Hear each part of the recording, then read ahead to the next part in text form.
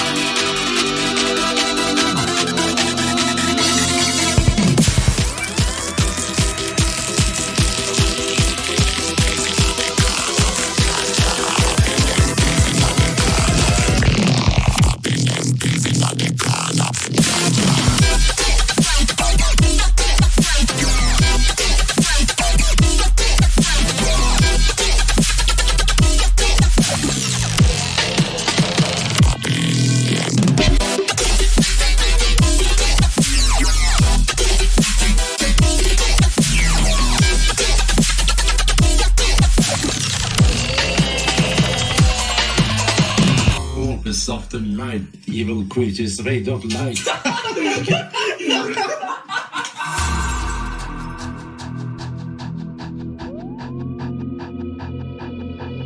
We will discover in the end that our worst foe lies within, within. Our worst foe lies within.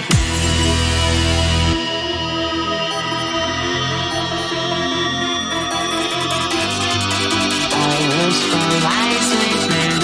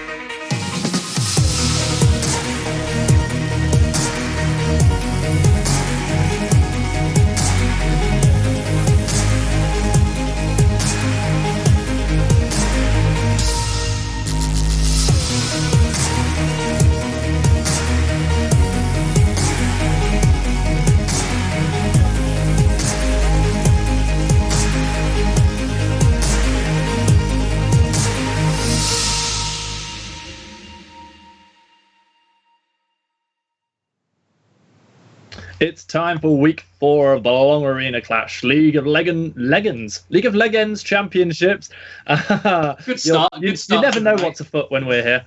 And we are going to be bringing you 2 top-of-the-table clashes, one from Group B, one from Group D, the Teesside Steelers against the Bristol Smugglers, the Humber Hunters and the Lakeside Leviathans. I am Stanley Greyheart Barker, and that is Stuart Sid McLeod. Yeah, welcome back. And welcome back, Greyheart. You weren't here last week. You were off at Wimbledon. Enjoying yourself over there. Yeah, not actually sacked for not being able to pronounce the name of the game, I guess. That's not the reason I wasn't here. That's always a start, yeah. But So, we've got some fascinating games coming up. We've got teams who have played a serious number of matches and only lost one between the 4 of them. So let's have a little look what's happening with the standings. Here in Group 1, we can see that the Guardians are topping the table 3-0, whereas last year's champions, the Pirates, they are only 1-1. Spartans, Arrows, Centurions rounding out the rest of the table. Yeah, a bit of a surprise to see the Pirates sitting down in second, but the Guardians, they've been showing up so far. We're going to be bringing you some games from one game from Group 2 tonight. It's the 2 teams at the top of the table, the Steelers and the Smugglers. Yeah, this is going to be the second time we've seen each of them, I believe, and Steelers looking to hold on to that unbeaten record after getting a bye last week. Yeah, and obviously the Lionhearts there, they were the finalists last time, but they've fallen back a little bit, so they're going to hope to maybe pick up the pace based on the results tonight. Now we see Group 3, the Claymores and the Harriers are your leaders. My boys, the Claymores, still sitting at the top of the table after we got a chance to watch them last week. Happy to see them at the top. Yeah, Brawler Saints and the Swarms rounding that table out, and we can finally see Group number 4, and there they are, the Leviathans and the Hunters, both unbeaten, but that will have changed by the end of tonight, Sin. Somebody has to lose. That is what happens when you play League of Legends. This isn't a game of ties, however much EU wants to make you think that. So Leviathans looking to sit at the top of the table. If they can stretch it to 4-0, they look near unbeatable this season. Alrighty, so that is the tables, but those things will pretty much entirely have changed. Some teams will still be lying at the top, some teams will still be lying at the bottom, but not all can stay the same because we have got so many matches happening pretty much right now around the country in your various Long Arena Clash arenas. Yeah, so honestly, tonight seems really hype. I'm looking forward to getting the rundown of the rosters because it's been such an interesting split so far in terms of seeing the top of the table. With so far, I remember when we were watching last time, it was Acadia and Zazors were really showing up. Zazors had a huge game. I believe if we look back to what he was playing, like the Belcos was being played in that game as well from Thane in the middle lane, and Zazors on the AD carry was going so aggressive on the Lucian. I want to see that kind of level of play again.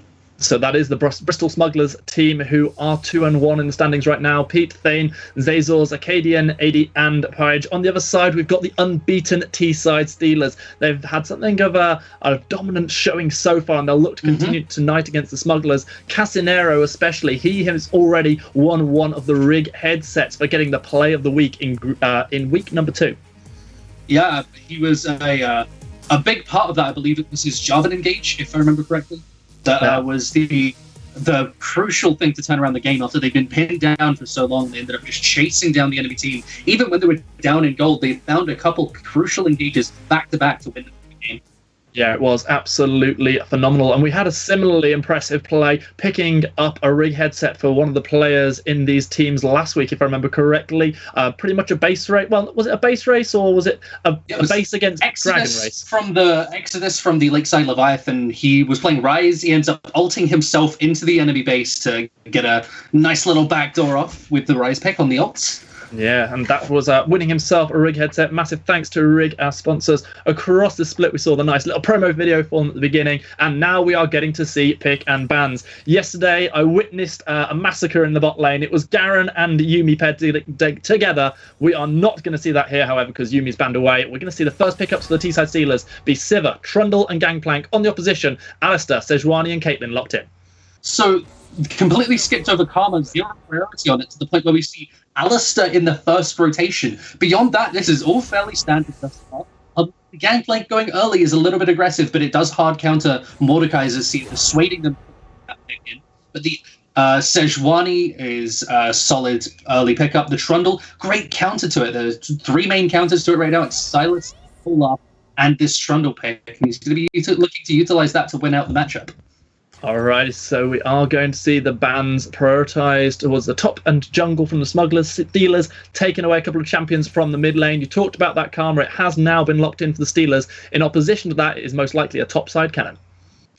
Yeah, so this is Karma top lane, perhaps? No, it's not. It's going to be with the Orianna being locked in mid last, that is going to be Orianna versus Vel'Koz. Solid matchup for the Orianna. Karma, Sivir bot lane, one of the hardest pushing bot laners we have in League of Legends. And the Gangplank just going to be happy to try and zone off the Kennen in the top lane, trying to stay alive because Kennen great at denying those barrel combos. But all the same, really nice team fight composition here from the side of the Steelers. And I'm expecting them to win out, honestly, when I look at this just as a straight 5v5. So you talk about the composition there. What are the strengths of the T-side Steelers composition? It's simple as the fact that they can team fight at anywhere they want with any of their members. The Karma Sivir, so great at forcing team fights. They've got massive movement speed boosts. Movement speed slows from the Trundle as well, and his own movement speed boost. The Gangplank ultimate coming down on top of people to slow them down. You can run down anyone, and there is a distinct lack of mobility, if you look on the other side, for them to be able to run people down. And it's what we've talked about a couple of times already, movement speed delta. It's just making sure that you have the ability to run somebody off the map. And on the other side, it's really much more of an AoE fight. If they can get off the Kennen and the Vel'Koz ultimate, it looks huge. But with the Caitlyn and Alistar being pinned down so hard in the early game, I struggle to see them getting into a space where they can win this without Thane and Super Duper showing up huge. And Super Duper, we've seen him do it before. It's if his Kennen can be the stomping force for the team once again. You talked a little bit about you've got all this speed coming out of T-side Steelers. Bristol Smugglers going to have very little mobility to deal with it, and Kennen and Vel'Koz especially have got to be 2 of the main targets who are pretty much only going to have their flash to help them out in those situations. The Kennen potentially going to go for the phase rush to be able to just land a quick combo into Gangplank and run away from any gank potential. Otherwise, it could be an issue with Gangplank able to freeze a wave away from him and try and punish him that way because you get to set up your barrels that much more easily. But all the same, Kennen should have the advantage in this top side. The matchups that we really need to watch are this Orianna versus the Vel'Koz. And honestly, we know how bot lane's going to go, so we need to watch the 1v1 of the jungle. Casanero versus Paige. If Casanero can get into his face, force him off of his camps and win out these trades like we know he can in the early phases, then it makes Sejuani have a real difficult time impacting any of these lanes that desperately need a gank early. And Sejuani, without any melees other than the Alistar, really needs to make something happen, really needs to get herself some kind of gold income, because she provides a lot less without the likes of an Aurelia or an Aatrox in the game. I mean, one of the things you also have to look as the game goes later and later, it feels like the scaling for the side of T-side Steelers is absolutely off the charts. Yeah, it's T-side with the Gangplank and the Sivir, you can look at the scaling there and talk about how good it is, but honestly, whether the strongest is the mid-game. It's around that level 9 to 11 mark, and where they're going to be hitting their 2-item spikes and can really just run people down before they've managed to build the tankiness, before we see Sejuani just become a huge frontliner when she's still able to be shredded. We know how big the Gangplank ultimate can be with that first upgrade. If you throw that on top of somebody attempting to run away, that movement speed slow is huge. He actually needs to be going for the Fire at Will rather than the Death's Daughter upgrade, because Fire at Will is what you need for this kind of comp where you're running people down. Death's Daughter is much more for just killing somebody on the end of it, or just trying to get some burst damage to help a bot lane dive. That's not really the prerogative of this team. So, Sin, if I'm hearing you right here, it feels very much so like you're saying as long as they don't take too many missteps, it feels like the T-side Steelers have a very good opportunity here to continue their unbeaten streak through a Belong Arena clash. You know, people say better jungle wins a lot. I'm looking at this game and it's better coach wins, because the draft has come up huge. And unless we see some huge outplays on the Rift, I expect T-side Steelers to be going to that 4-0 mark. All right. Well, this is obviously only game 1 of the best of 3 series. We're going to see the Steelers on the blue side. Things will swap around as we go into game number 2. The question is, will the Smugglers be trailing? We obviously don't do caster bias here, as you could tell by listening to Sin's reaction, hearing the Claymores come on the screen. But, you know, not at all. I'm a Bristol Smugglers fanboy at heart. So play. No, well, for me, it's all about the Bristol Smugglers. Second time I've had a chance to cast them on stream. Last time it was a victory with GH in their corner. Let's see whether they can pull it off for a second time tonight. And they're likely going to be letting you down, I have to say, after this one. The Caitlyn pick Caitlyn, Alistair, bot lane. Alistair in the first rotation was what blew my mind here. Normally, if you've got Karma, Yuumi, and Lux banned, then you can afford to go for Nautilus, the better of Alistair and Nautilus. But when Karma's still up and you choose to go Alistair, you're buying into only team fights. So you're buying into trying to get that AoE down, help up the Kennen, help out the Vel'Koz. And if they can win out their solo lanes, there's definitely opportunities, but this bot lane has to be the real crux of the issues. Yeah, I completely agree with you, but I also would like to see them having some real aggressive impact themselves, and possibly if we can see Page coming down with his with Sejuani and actually really impacting with the that only lane. melee on his team, he has to gank the Alistair to set up the stun. Yeah, it's certainly going to be tricky. Sivir and Karma, of course, have so very much safety, as we see that we are on to the Rift with the buffs spawning in 40 seconds time. Karma and Sivir have a lot of safety, but if Sejuani can get in there, really throw the cat amongst the pigeons, it could make life very, very difficult for the T-side Steelers if they lose their advantage in the bot lane. And I'm just imagining two teams called the Cats and the Pigeons. Now that sounds like proper British names for teams. Never mind this, Smugglers and Steelers. So I used to get a wonderful kind of casting voice in my ear. Like, we'd have the Nighthawks going up against, I don't know, the Centurions. I'd get asked who would win a fight. Would it be 10 Nighthawk-sized Centurions or 1 Centurion? Oh, the classic duck-sized horse. Or doesn't really work with Steelers and Smugglers. Because they're both just humans. Yeah. I don't know. I feel like, Smugglers are quite crafty and all, but you've got to feel like the Steelers are going to be pretty hench. I'm putting my money on the Steelers in terms of the physical presence. Now, I got a voice in my ear saying they're all human, and I just want to state that no, ducks and horses are not human. Never listen to the voice. Your input is greatly appreciated. The voices in my head are very loud today, yeah. Meanwhile, we're going to see a nice, slow, steady start to this game. Both the junglers having picked up some buffs on the top half of the map. We're not going to see any vertical jungling just yet. Looks like Trundle is going to opt into the really early back. Yeah, Trundle just going for the early start here, just trying to clear his entire blue side back for his red side. So what I actually think he's looking to do here is try and get the bonus experience from having both jungle items, see if he can hit that level up, then go towards the bot lane and see if he can gank that Alistair. Because the Alistair, very exploitable early on, you have to say, because he doesn't have mobility other than the flash. The W isn't going to help him escape. It's pretty much just you throw an E down, he has to flash or he's dead. Interesting to hear you talk about the experience there, because a lot of people we're seeing really prioritizing the red side of the jungle due to experience, which I know yourself and George were talking about last week. Here, however, a different play from Castanero, opting into the extra experience from having the machete and the talisman, as you so rightly pointed out. Yeah, initially it was just like having them with both the passives, and you couldn't get the bonus experience. I believe it's changed now to the way you do. But really interesting back timing anyway, because it means he does lose out on the scuttle nonetheless. So I still don't really like it, but I'm just trying to understand the play. Meanwhile, there are a lot of pings going down towards the river. The scuttle is secured by Page, and now we're going to see Vel'Koz collapsing onto Castanero. Does have the flash available, but I'm not sure he's going to be able to use it. He's trying to duck, dip, dive, and dodge, but in the end, first blood is going to come in, and it is the Vel'Koz who secures it. But here comes the bot lane duo from the T side. Steelers, they're forcing the flash out of both the Sejuani and the Vel'Koz. Vel'Koz running for a life, uses the barrier, gets chained up by the Karma, who secures that kill. But here come the bot lane duo for the Smugglers. Lost is getting himself out of trouble on the Sivir, running for his life, and it looks like there will be no more kills today, as a final boomerang goes through the face of Caitlyn.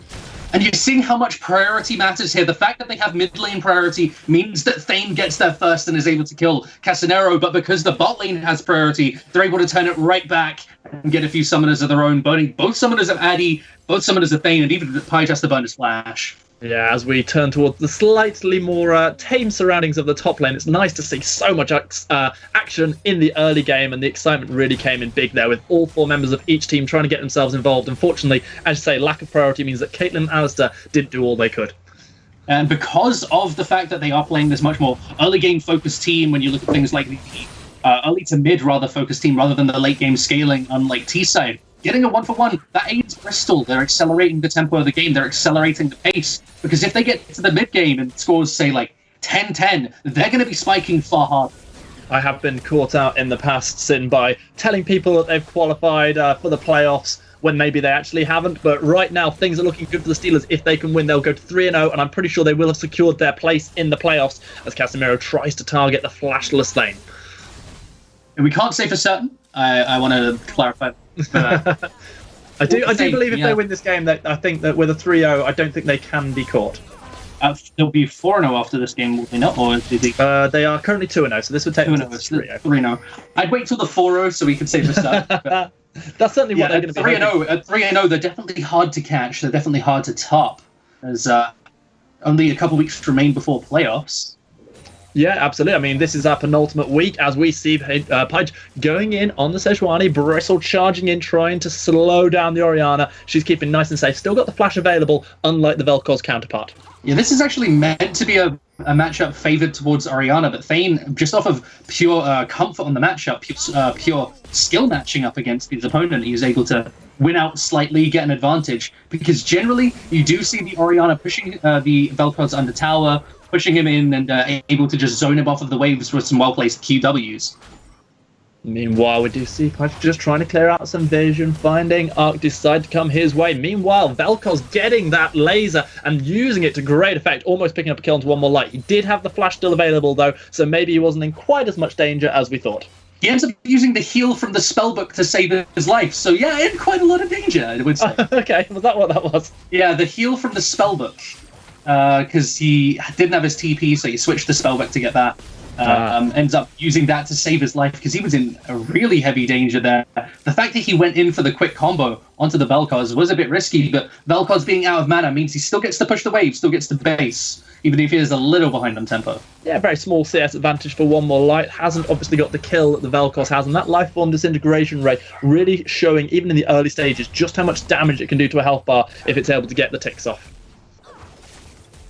Yes. So the way that the game is going right now, T-side, they've still got a decent lead for themselves. The fact that they're getting all these power shards out of the lane matchups, definitely doing them a lot of service towards this bot side, because if the Sivir gets to 2 items and Caitlyn hits that mid-game spike, the mid-game trough, while the Sivir hits a mid-game spike, then Caitlyn's in a real rough situation. She can't impact the game, and the team just isn't able to team fight without a god-tier engage from Super Duper. And it's just as you predicted, the bot lane of the Smugglers having the rougher time, already losing 2 of those tower plates, also being 15 CS down already, as we see the recalls coming in from Sivir, able to pick up the BF sword alongside the Doran's Blade as well. The Cull already nearly 50% complete. And let's take a look at the other matchup as well. It was the jungle 1v1 that we were saying we needed to pay a lot of attention to, and Trundle, he's winning that one out as well. Even when he died for first blood, is still getting a lot of pressure, is still getting a lot of camps, more than the Sejuani. It certainly is, and that's going to be Casemiro showing some of the dominance that he showed in that Week 2 performance that we got to see on stream. And it feels like, based on the results, he must have been doing it in other weeks as well. And the team put a lot of faith in him. Rizar. He's got himself caught out. There is a flash, not quite available. The reset, the timing was not there for the Karma. Going to go down. That's Caitlyn picking up a kill, and this is exactly the situation that I'm so sure the Smugglers wanted. But now that has turned on its head. The ultimate comes in from the Orianna Dragon as he throws down the Cannon Barrage. That's going to be an Orianna shockwave, pulling back both members. Casemiro picks up the kill onto Zazors, and Sivir gets a free kill as well. Meanwhile, here comes the Cannon, the flash in, and that is going to be a beautiful use of the Slicing Maelstrom, but it does not manage to secure a kill. I take that back because a life form disintegration ray through the face of Trundle gets one, and now there's more damage onto the Sivir. That's going to be a double. That's going to be Vel'Koz Bears. Boom, boom, Smugglers. And it's a 3-for-3, but we got to look at what happened there. It's multiple TPs blown, multiple summoners blown, but in the meantime, Arc the Dragon is picking up these shards on the top side of the map. He's picking up all this bonus gold for himself and aiding that gangplank scaling, whilst he also still got the assists just from ulting down. So in the end, I have to say the T-side, they come out on top, even though the Smugglers are doing what we said, finding an even trade. They end up 1.5k gold down. Yeah, and a lot of that comes down to the CS advantage that we've seen the people, the side of the Steelers managing to get for themselves, but they're going to get a dragon taken away as the Smugglers turn those kills in the bot lane into a nice free objective. Thane, he may not have got MVP in that second game last time we saw him on the Vel'Koz, but he's trying to prove that this Vel'Koz is a force to be reckoned with once again. finding a huge advantage with it. Last time we saw him, he was able to go, I believe, 8-1 near the end of the game, and he's living up to those expectations on the champion again.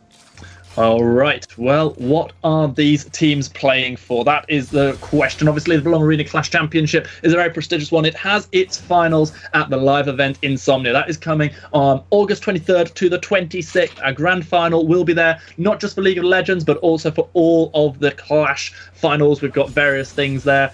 Overwatch, FIFA, other games as well, as we see Alistair coming in, the flash, the headbutt, the pulverize, and that's going to be Zazors picking up a kill onto Lost in the Echo. Karma able to run away, but I love what Sejuani's doing in the spot lane. Yeah, Sejuani doing what you said, impacting the bot lane hard and ganking that lane with the only melee is working out for them thus far as they get stun onto Sivir really early and just kill her off, and they're able to give Caitlyn some pressure. If they can now get this tower in the bottom side, roam Caitlyn around the map, use that mid-game trough to be able to actually set her up where she avoids it completely by lane swapping, then it could be really well done for them. It could be massive advantage built, but instead just going to force Drazar off the tower. Yeah, having to flash away there. There were some turret plates being taken by the Bristol Smugglers. While all that was going down, however, Trundle goes up to the top side of the map, takes away the Herald, and now looking for a potential gank onto Super Duper. He throws. Yeah, the subjugate is there. Super Duper already getting himself away. Just the right side of the pillow to be able to continue his dash. It's like we said in Pick and Ban, it's that phase rush that gives him the ability to escape those ganks. The massive amount of movement speed they are going to lose the tower to this rift. Yeah, the T-side Steelers, they just want to continue building this gold lead. It's now up to 2,000 on the back of getting not only those final turret plates, but also the first turret blood itself. And this is a lot bigger than it looks right now, because we talked about the only way to save the Caitlyn right now, beyond ganking her 2 or 3 more times, is to be able to get that bot lane tower early and lane swap with the top lane tower down this early. And the fact that they're going to lose the bot one shortly afterwards, the only way out of it is to send the Caitlyn mid, where she can just be exposed by the fact that the side lanes are going to take these towers, and they can get vision pressure to potentially set up a dive mid in a few minutes' time. Blue buff picked up there for Orianna, going to be able to wave clear a little bit more, but currently finding 3 opposition members in the mid wave. Throws the shockwave down to 3. AD has gone so very, very deep, and he's going to find the backup from Casemiro, but look at the snipe coming in. Not only is the turret going to drop down, but also a nice, easy kill for the side of the Bristol Smugglers. They keep finding these picks.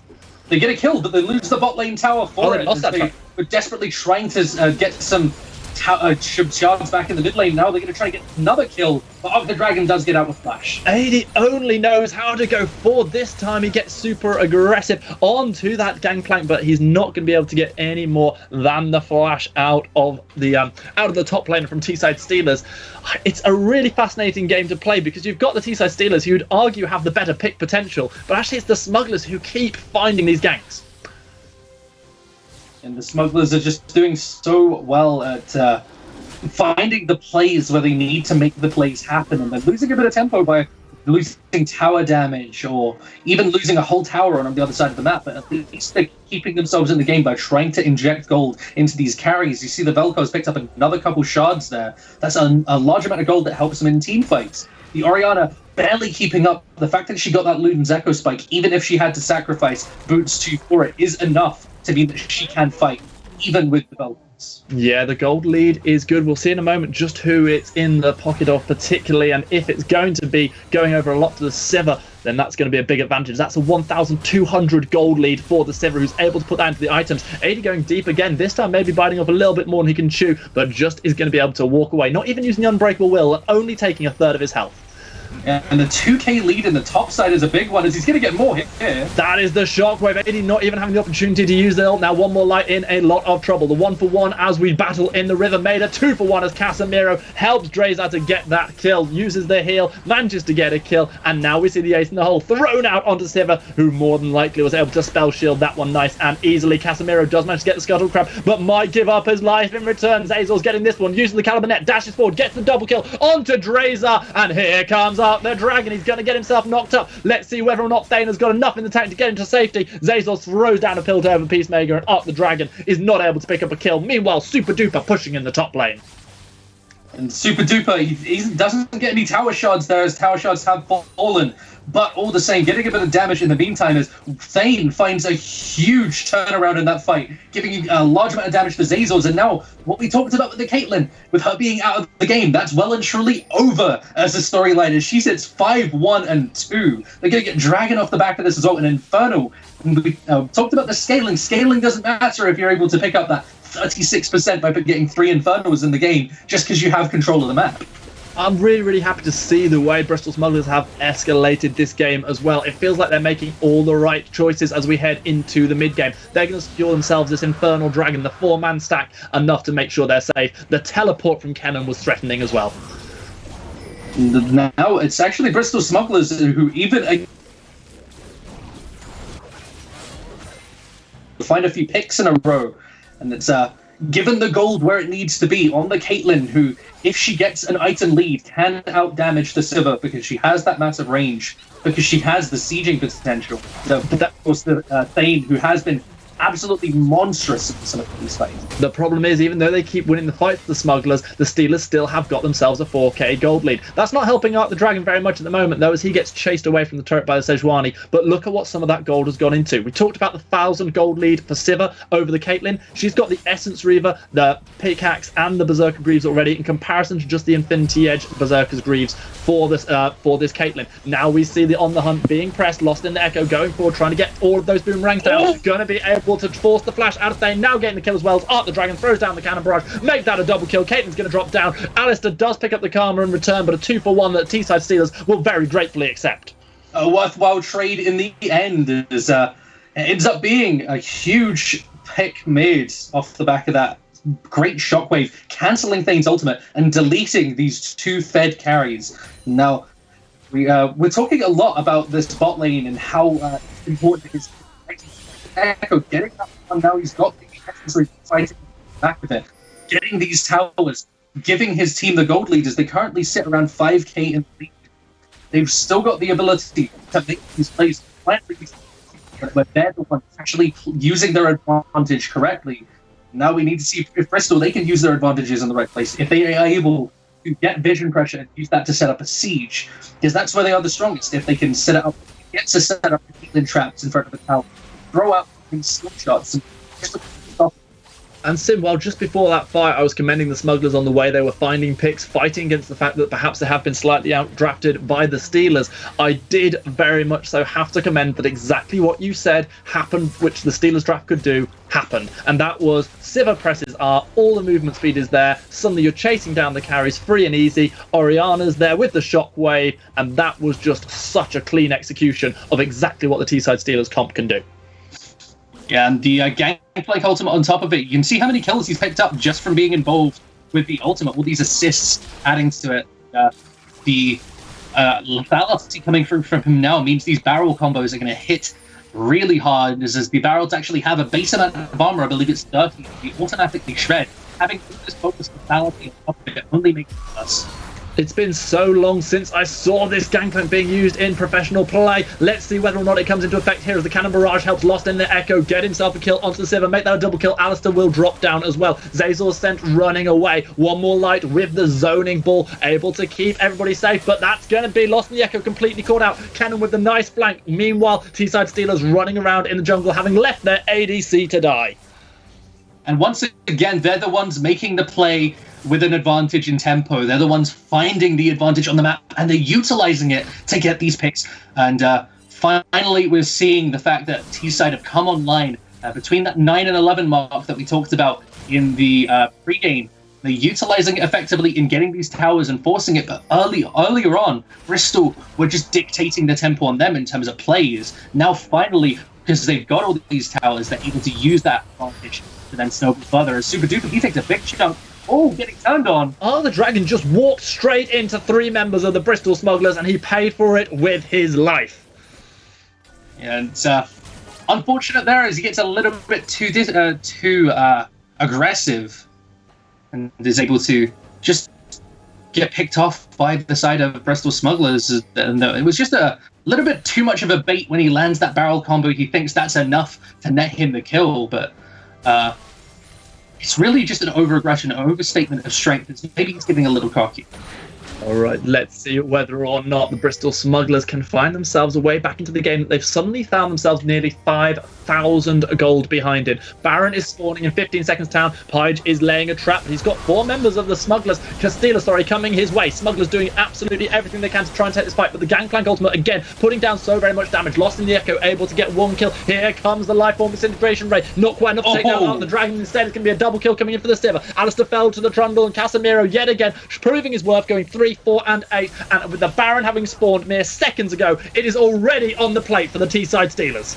And with all the sustain they have from the Karma, all the sustain they have, the T-side Steelers will continue to take down this Baron. We see Arc the Dragon is very, very low. Let's see whether or not Zazors is able to get this damage in. Look at Zazors just hovering around the outside of the pit. Baron is down to 1,500 health. Here comes the cannon. Does not have the ultimate available. It's going to be the Steelers securing the Baron. Maybe even able to get a kill onto Zazors as he burns down to the red buff of Sivir. Yeah, they clean it up on the backside of that fight, and again, just getting the Baron and the fight, getting everything now going over towards the Mountain Dragon. They clean it up. They are able to now just get everything they could possibly want on the map. They have a 7,000, nearly 8,000 gold lead. Seems near impossible unless a God tier engage just turns around.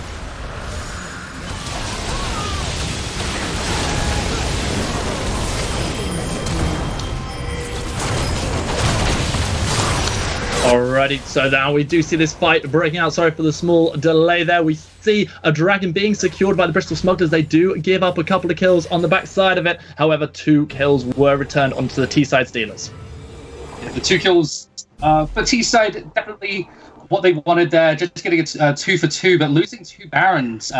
Unfortunately, Page and Super Duper, they were just trying to get rid of as many Baron buffs as they could there, and utilizing that to make sure they can turn it around, make sure they can just try and deny as many of the potential side laners utilizing that Baron, and the 1-3-1 splitting up the map could just be detrimental to them. So at least denying a little bit is going to help them out.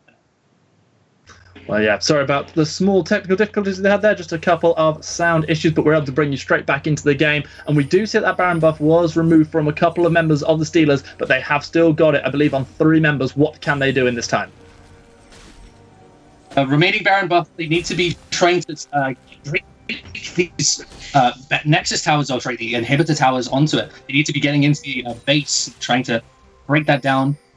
But the whole issue is with the engaged potential of the Sejuani, what she's been doing all game to set up Super Duper, it's becoming more and more difficult for them to just ignore this. They've got the potential to disengage, but just not expecting it. They've not got the vision pressure they need. If you look around the map, the vision they have is lacking. It's meaning that the engage of the Sejuani is being allowed to happen time and time again. They just turn it on. The Trinity Force Gangplank split push is really quite immense. We do see Super Duper doing everything he can to try and deal with it. Has got that Gunblade completed along with the Zhonya's Hourglass. At the moment, the biggest push that's coming through this Baron buff is from Arc the Dragon in the bottom lane. This is but huge. now, with Pain going mid lane, you need to hard push this. Exactly, with multiple people having gone to try and deal with that Gangplank, now we see 4 members pushing forward, and they've managed to get a lot of damage down onto the Sejuani, who surely is going to have to retreat to base, and the ultimate coming in, the Cannon Barrage there, confirms that as Sejuani completes that recall. Just a little bit too slow there, not willing to pull the trigger as quickly as possible. But the moment they see Thane mid, they need to be hard shoving that mid lane tower. They need to make sure that they're capitalizing on the fact that they have this split push, because when the members disappear, you need to kill them for it. All right, let's see whether or not this 4-1 will work in the T-side Steelers' favour. Still having got themselves this Baron buff. So Lifeform Disintegration Ray used just to try and push Lost in the Echo back a little bit further. It's not going to be enough to stop this inner turret going down. We're now looking at 5 turrets to 1 in the T-side Steelers' favour as they look to continue their dominance at the top of Group 2. Yeah, so the issue being now that they just are playing this so slowly, and they've got the ability to stall this out and play the late game, play the long game.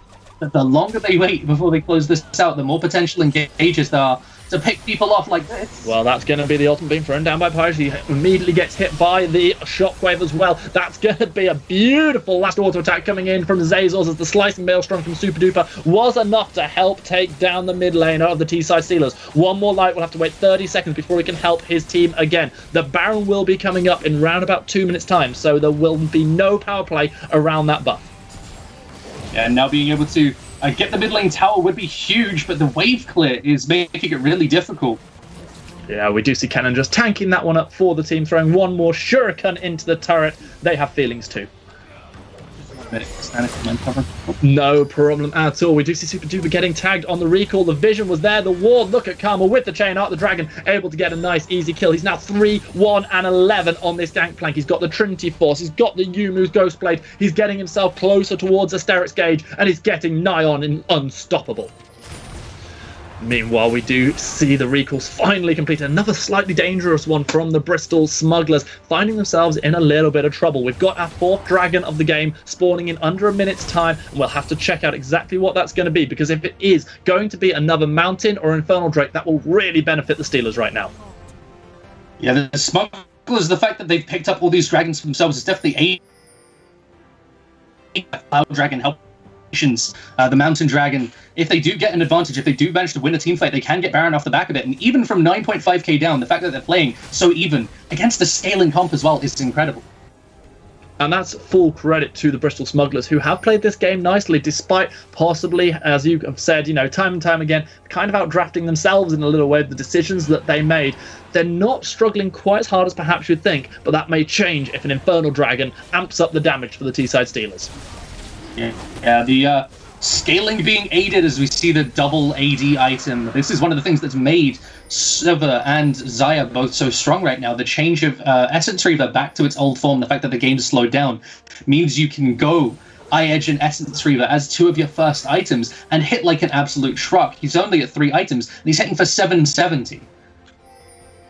The Baron has just respawned, Sin, and look at this. This could be the Desperation Baron coming out of the Bristol Smugglers. They must feel how far behind they are, and immediately they turn their attention to the Big Purple Worm. They're burning it down so very fast. Don't forget, there's already a Mountain Dragon on this team. They are going to get spotted out by that Farsight ward, but this is going down so incredibly quickly with a little bit of help from the Cannon Barrage. Lost and Echo able to pick up a kill onto the Caitlyn. The Baron is secured by Sejuani, but at what cost? Sivir getting a triple kill, flashing over the wall, looking for the Quadra. He's going to get shut down. The Zonya's perfectly timed by Super Duper, but might get himself caught out. Arc the Dragon able to pick up 1 kill, and this could be the final Baron buff removed from the side of the Bristol Smugglers. They get the buff, they lose the buff.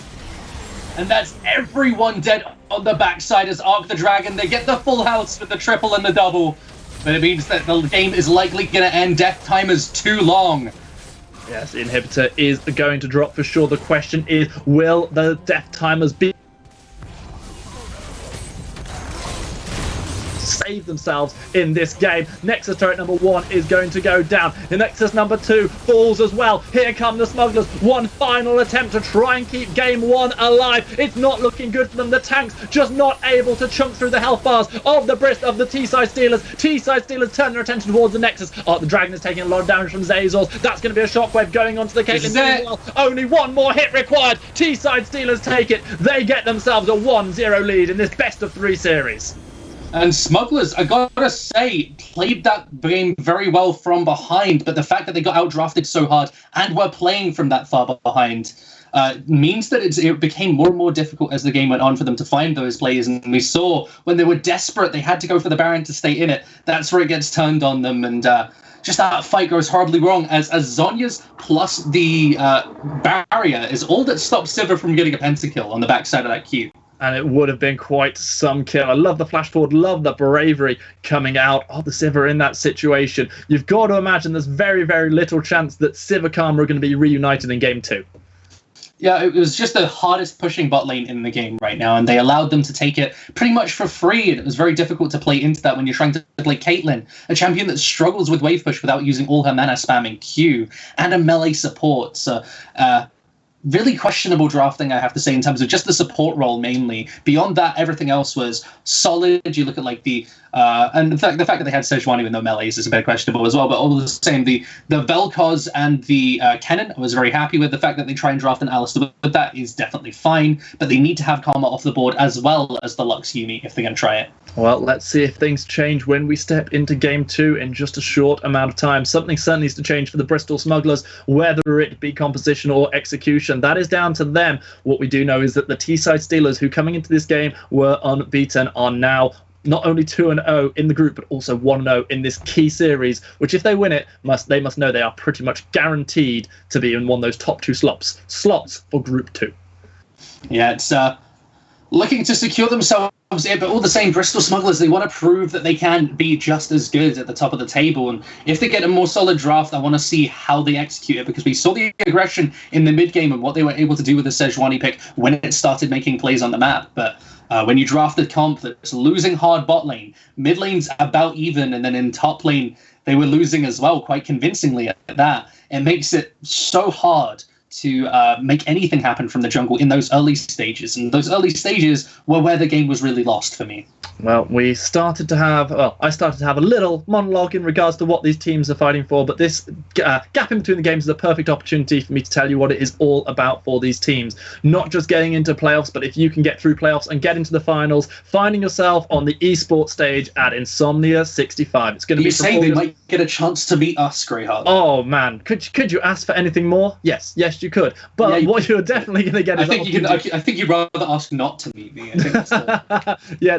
The teams do not get that option. They have to meet us, I'm afraid. That is part of the trip. It's the forfeit for if you do make it to the finals. But as well as the fantastic prize pool, we of course have a fantastic LAN tournament that goes on at the same time. That this year is going to have a £3,750 prize pool to be shared amongst the top teams. Around about 50% of that, I believe, goes to the winning team. So have a little look. Sign-ups are going to be going up fairly soon for that one, if not already. As a rather questionable journalist would say, big Skrilla on this tournament. You can make, if you do make that final. So potential for a lot of teams to really just put a lot more effort in when we get into those later stages. The prize pool becomes closer and closer to that realized goal. All right. And of course, if you're going to Insomnia, you won't just see League of Legends. You'll see all sorts of fantastic other esports going down. FIFA. No, I said fantastic other esports. So you'll see things like Overwatch, which has been massively successful. I believe we had the... I gotta say, I like Rocket Cars.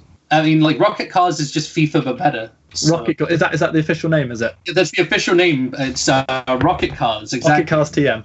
Yeah.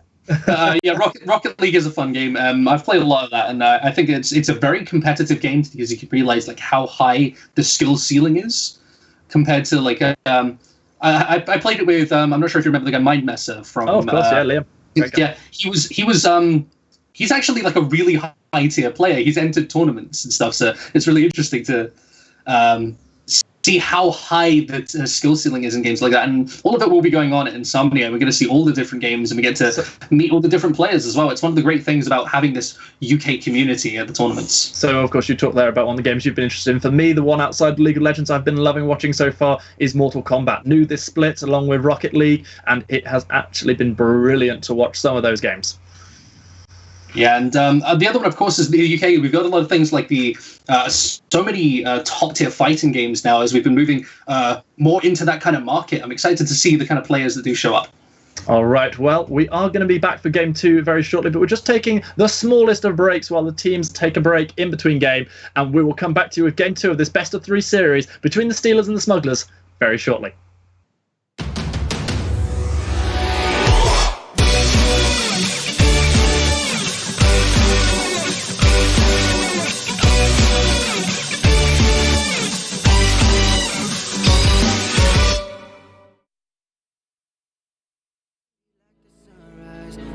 Like the moonlight, hold my hand, it's alright, yeah. Love me like a ghost, with you I get chills. Ooh, I love the thrill, oh yeah. Love me like a ghost, never let me go. Walking through these walls, oh yeah. Love me like a ghost, with you I get chills. Ooh, I love the thrill, oh yeah.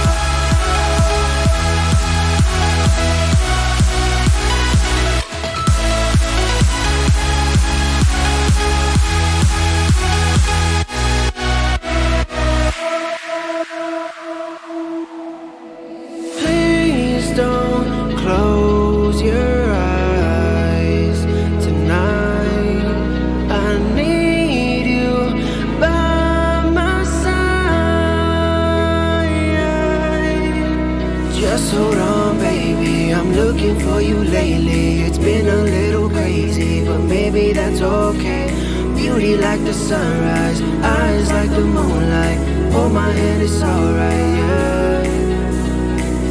Love me like a ghost. With you I get chills.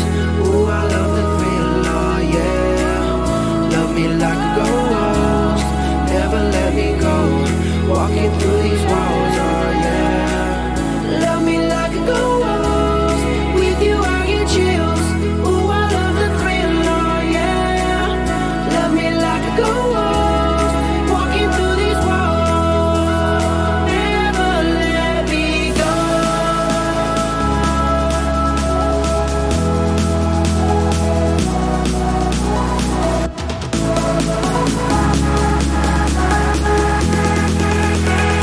Never let me go.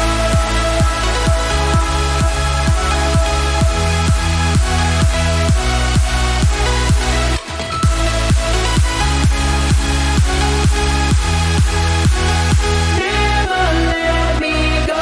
Love me like a ghost. With you I get chills. Ooh, I love the thrill, oh yeah. Love me like a ghost. Walking through these walls. Never let me go.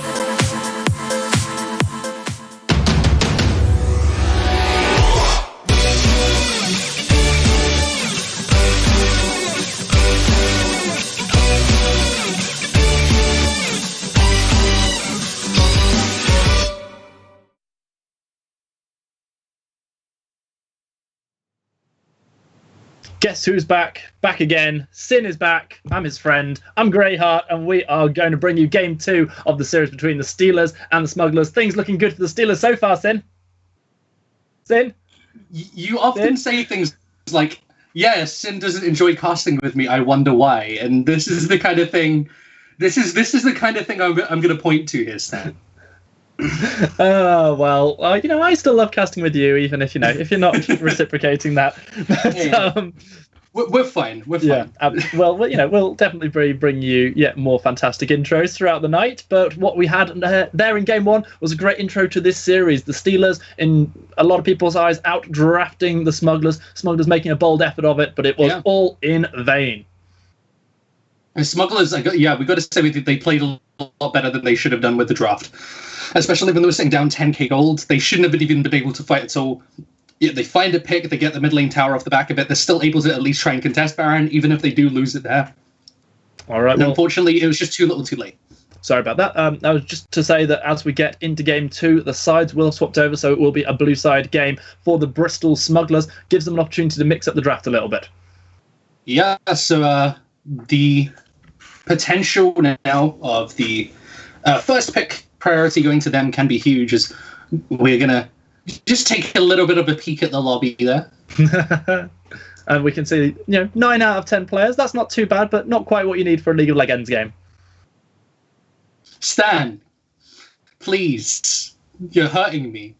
Can you not see? Can you not see you're hurting me here? This whole casting relationship is abusive. Like this at the moment, which is like, it's hurting me. Why do you do this to me? I've just realized I have to share a hotel room with you at LAN. I can hear it coming out of your mind, like, bring back George GNC, all is forgiven. But by the way, a massive shout out to George, who was casting for us last week and stepped in sort of very last minute and did an absolutely wonderful job in his first professional League of Legends cast. So thank you so much for helping us out.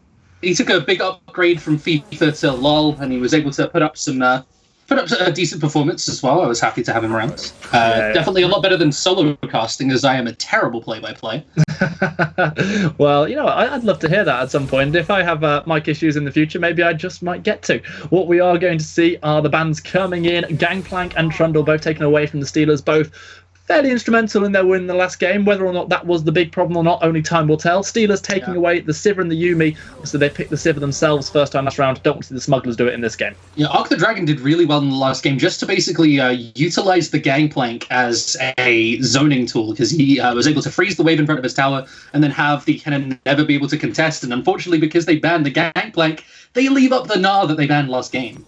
Okay, so Sejuani locked in, as we said. Smugglers getting that one, looking to take the Caitlyn that they had in the last game. It's going to be going up against the Xayah this game. Something a little bit different, but in the same way, kind of similar for the Steelers. Well, here's an easy Rakan lock-in at the very least. So the Xayah Rakan into the Caitlyn Aatrox. So I like the change here. So they've actually got a melee laner with the Sejuani at the very least. Okay, that's the first 3 drafts reach, and in a shock twist, you were bang on the money there about the Rakan lock-in. Now the bans are in force. Vel'Koz taken off table. This is Steelers yet again banning away a champion that they just don't want to go up against, something that Thane played very nicely in the last game. Honestly, you replace the Caitlyn with, say, an Ezreal, and this draft is entirely the meta right now. All we're missing is like an Aurelia. You ignore the bans because we see like a Vel'Koz ban and the Malzahar ban, which are a bit less standard. But all the same, this is still very much what we expect from current meta in terms of picks, other than the Caitlyn, as we said. But the Corki's still available. The Azir's still available in the mid lane, which is another really strong pick right now. And then another really strong pick is the Neeko, which has slipped through this draft as well. And it's pretty strong in the mid lane as again, it seems like T-side, they're just drafting with the Gnar, mostly meta, and they come out with a better draft for it. They've got double AD carry with some really nice scaling. Gnar wins out the solo lane in his lane. Skarner is going to have a massive impact over Sejuani in the jungle, going to force out a bunch of QSSs, and honestly, it's hard to see T-side losing yet again. Well, if you want to see as many different League of Legends champions as possible, then you are in the right place, because we are now going to see 39, that's a few too many, 19, yeah, I've got that right? Yes, I have. Yes, 19 different champions in 2 games. Not very often that you see that. A complete pivot for these teams, only the Caitlyn remaining from game 1. This is a really interesting draft though from T-side, because the Gnar being so early picked is an interesting one because it shows Arc the Dragon and his sort of priority, which is a bit different to the meta, but all the same, it is a pick that has been rising in the current meta, and I feel like that's partially due to the fact that it's insane in TFT. People go, "Oh yeah, Na's a champion," Oh man, I and then thought play we him would in get through a whole solo. night without mentioning TFT. I was No, how are we not? It's the best version of League. It's like, imagine League, but you don't feel terrible every time you lose. That's how it feels. Oh, yeah. It's great. You just blame RNG if you lose those games. Yeah, exactly. It's the same as like you play pretty much any card game esport that shall not be named here. You pretty much go. Yeah, it's just RNG. Oh, I lost stuff with RNG. So one thing that I'm absolutely loving here, and I'll take you back to a video I sent you before we started the show tonight.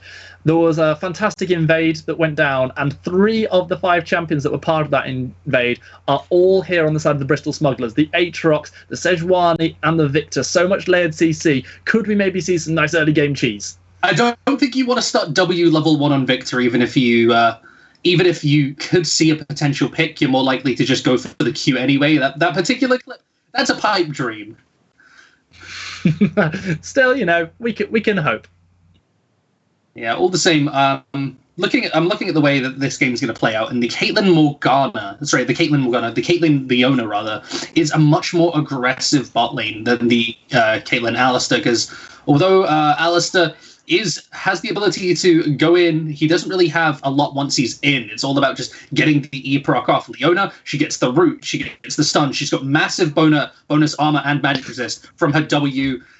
God. And the aftershock on top of it.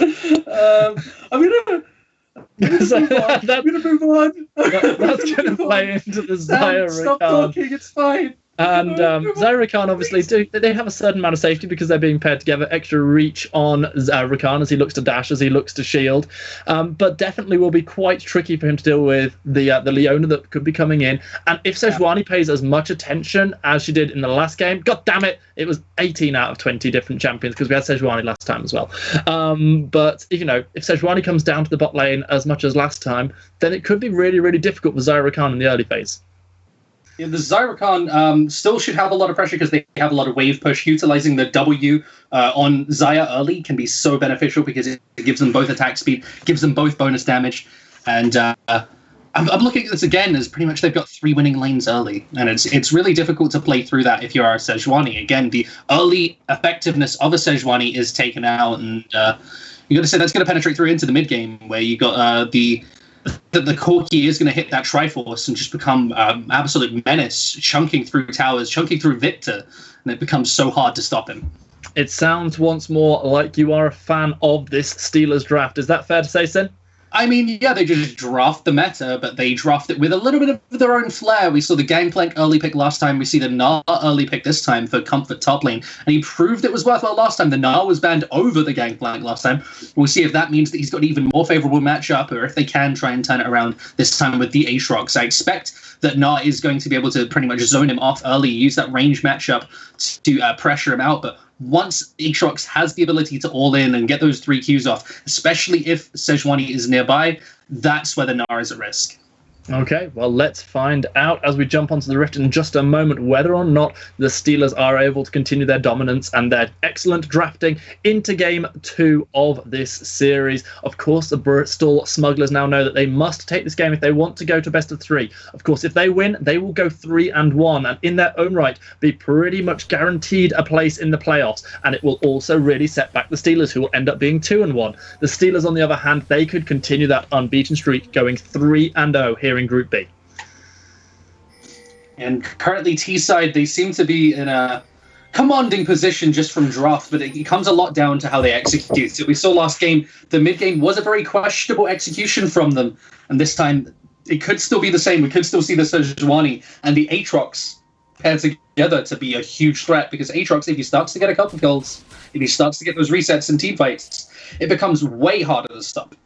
That's one more like taking a little bit of early poke damage. However, it's going to happen early enough that he's able to complete his recall, and for the first time this game we get to enjoy the Corki just waggling its booty as it completes the recall. And I'm quite upset right now that the screen took us away from that. You've really let me down here, Ash.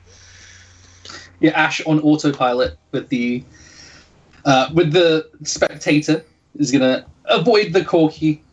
But all the same, it's I'm looking at the start here. And the Sejuani's starting on red buff because she wants to gank top lane early. She wants to have an early impact on the top side, whereas the Skarner just going to be happy to farm up and run into the bot side of the map. Okay, this is a little bit more like what we've been seeing a lot recently. Red side starts for both of the teams, and now we are going to see Rakan and Xayah. Are they continuing to wait in this bush, or will they just immediately go and start taking their minions? Looks like they're actually quite content to just patiently wait to see if Leona steps forward. Leona and Caitlyn obviously looking for the early 2, but it's level 1 that matches with the knockup going to land to Zeyzal. The flash is used. Ignite already burned by Drazer as he looks to try and get one more auto out. Looks like he cancelled that auto attack that would have taken Zeyzal's even lower. The potion's already burned through by the Caitlyn, who had to burn the flash. The heal was saved, however. Yeah, and this is what you have when the potential of an early engage where you both start W. The massive amount of bonus damage that it gives Rakan, never mind just Xayah, is so strong, and that has allowed them to get control of the bot lane with burning the flash early, but Caitlyn still happy to just sit back and spam Q. It does take away some of the potential aggression that Zeyzal and AD will have, however, and that is a really nice advantage for the Steelers to have, all on the back of a clever level 1 play. You see the top side, though, it's actually super duper pushing into Arc the Dragon, and Arc the Dragon just going to be happy to freeze the wave in front of his tower, we assume. It's going to be Sejuani waiting in the wings, looking to see if Lost in the Echo is going to continue to push up as aggressively as he has. Caitlyn, of course, has to be so very careful, knowing that if the feathers were to pull in the right direction, it could mean First Blood going over to the Steelers. Okay, Casanera does this again, and the thing is, I agree with the take one half of your jungle and base if you have Predator and get boots off the back of it. Instead, what we're seeing is he just picks up that jungle item again. And it's really not doing much for him. All it's saying is, I struggle to do first clear. Yeah, there's a certain amount of truth in that. However, this time it looks like he's quite easily going to be able to contest the Scuttle Crabs that he missed out on last time. Just securing his double buff right now at the blue is immediately going to be able to turn his attention towards the Scuttle, and that's very, very easy to take a Skarner. The only reason he can do that is because Pyke just been sitting bot lane for the last, 5 minutes doing absolutely nothing in the meantime, and still gets the Scuttle for it. That is, how did that happen? I missed. I look away for one moment, and all of a sudden, he walks in and steals it. The W. Oh, okay. Well, that's not ideal if you're Casemiro. However, he does still have a very slight CS advantage. Sejuani, however, going to get all that extra XP from getting the top side Scuttle as well. The fact that she had to literally sit bot lane for a solid 30 seconds, I think we have to say, just trying to dissuade from any sort of dive happening or any sort of pressure. The fact that Hazel's going really low. He has to use the heal. The Zenith Blade is going to drag AD pretty much into the wall, as our spectator showed us there, and that's going to be AD not burning through either summoners. The flash was used by Lost in the Echo, trying to secure the kill, and now he's going to take a decent chunk of damage from the Pilt over Peacemaker. Both of these ADCs have to be so very careful, Sim. I like the fact that Drazar hard engaging there to distract me from the fact that Casanero has been playing terribly this early. Oh, the Zenith Blade is going to land. Remember, Ignite still available. Lost in the Echo is going to be the recipient of the Ignite on his head. However, the damage is coming down onto Leona. We're not going to see how this fight in the top lane pans out just yet. Skarner and Gnar are battling it out with the Aatrox and with the Sejuani. The First Blood is going to come in as Gnar gets that kill with the help of Casemiro, who may have had an appalling game up until this point, Sin, but now is very much so in the game. Yeah, nice little turnaround in the 2v2, so they're going to be able to pick up a kill there, but unfortunately, we got a real nice... We got a real nice view here. There we go. Yeah, we got a nice view at the bottom of the rift. I love missing First Blood because we're busy looking at the bot lane wall. I mean, it's a damn good wall. No matter what you say about it, that wall has got a lot going for it. As does Casemiro, who not only continues the CS advantage, but steals away the blue buff from Sejuani.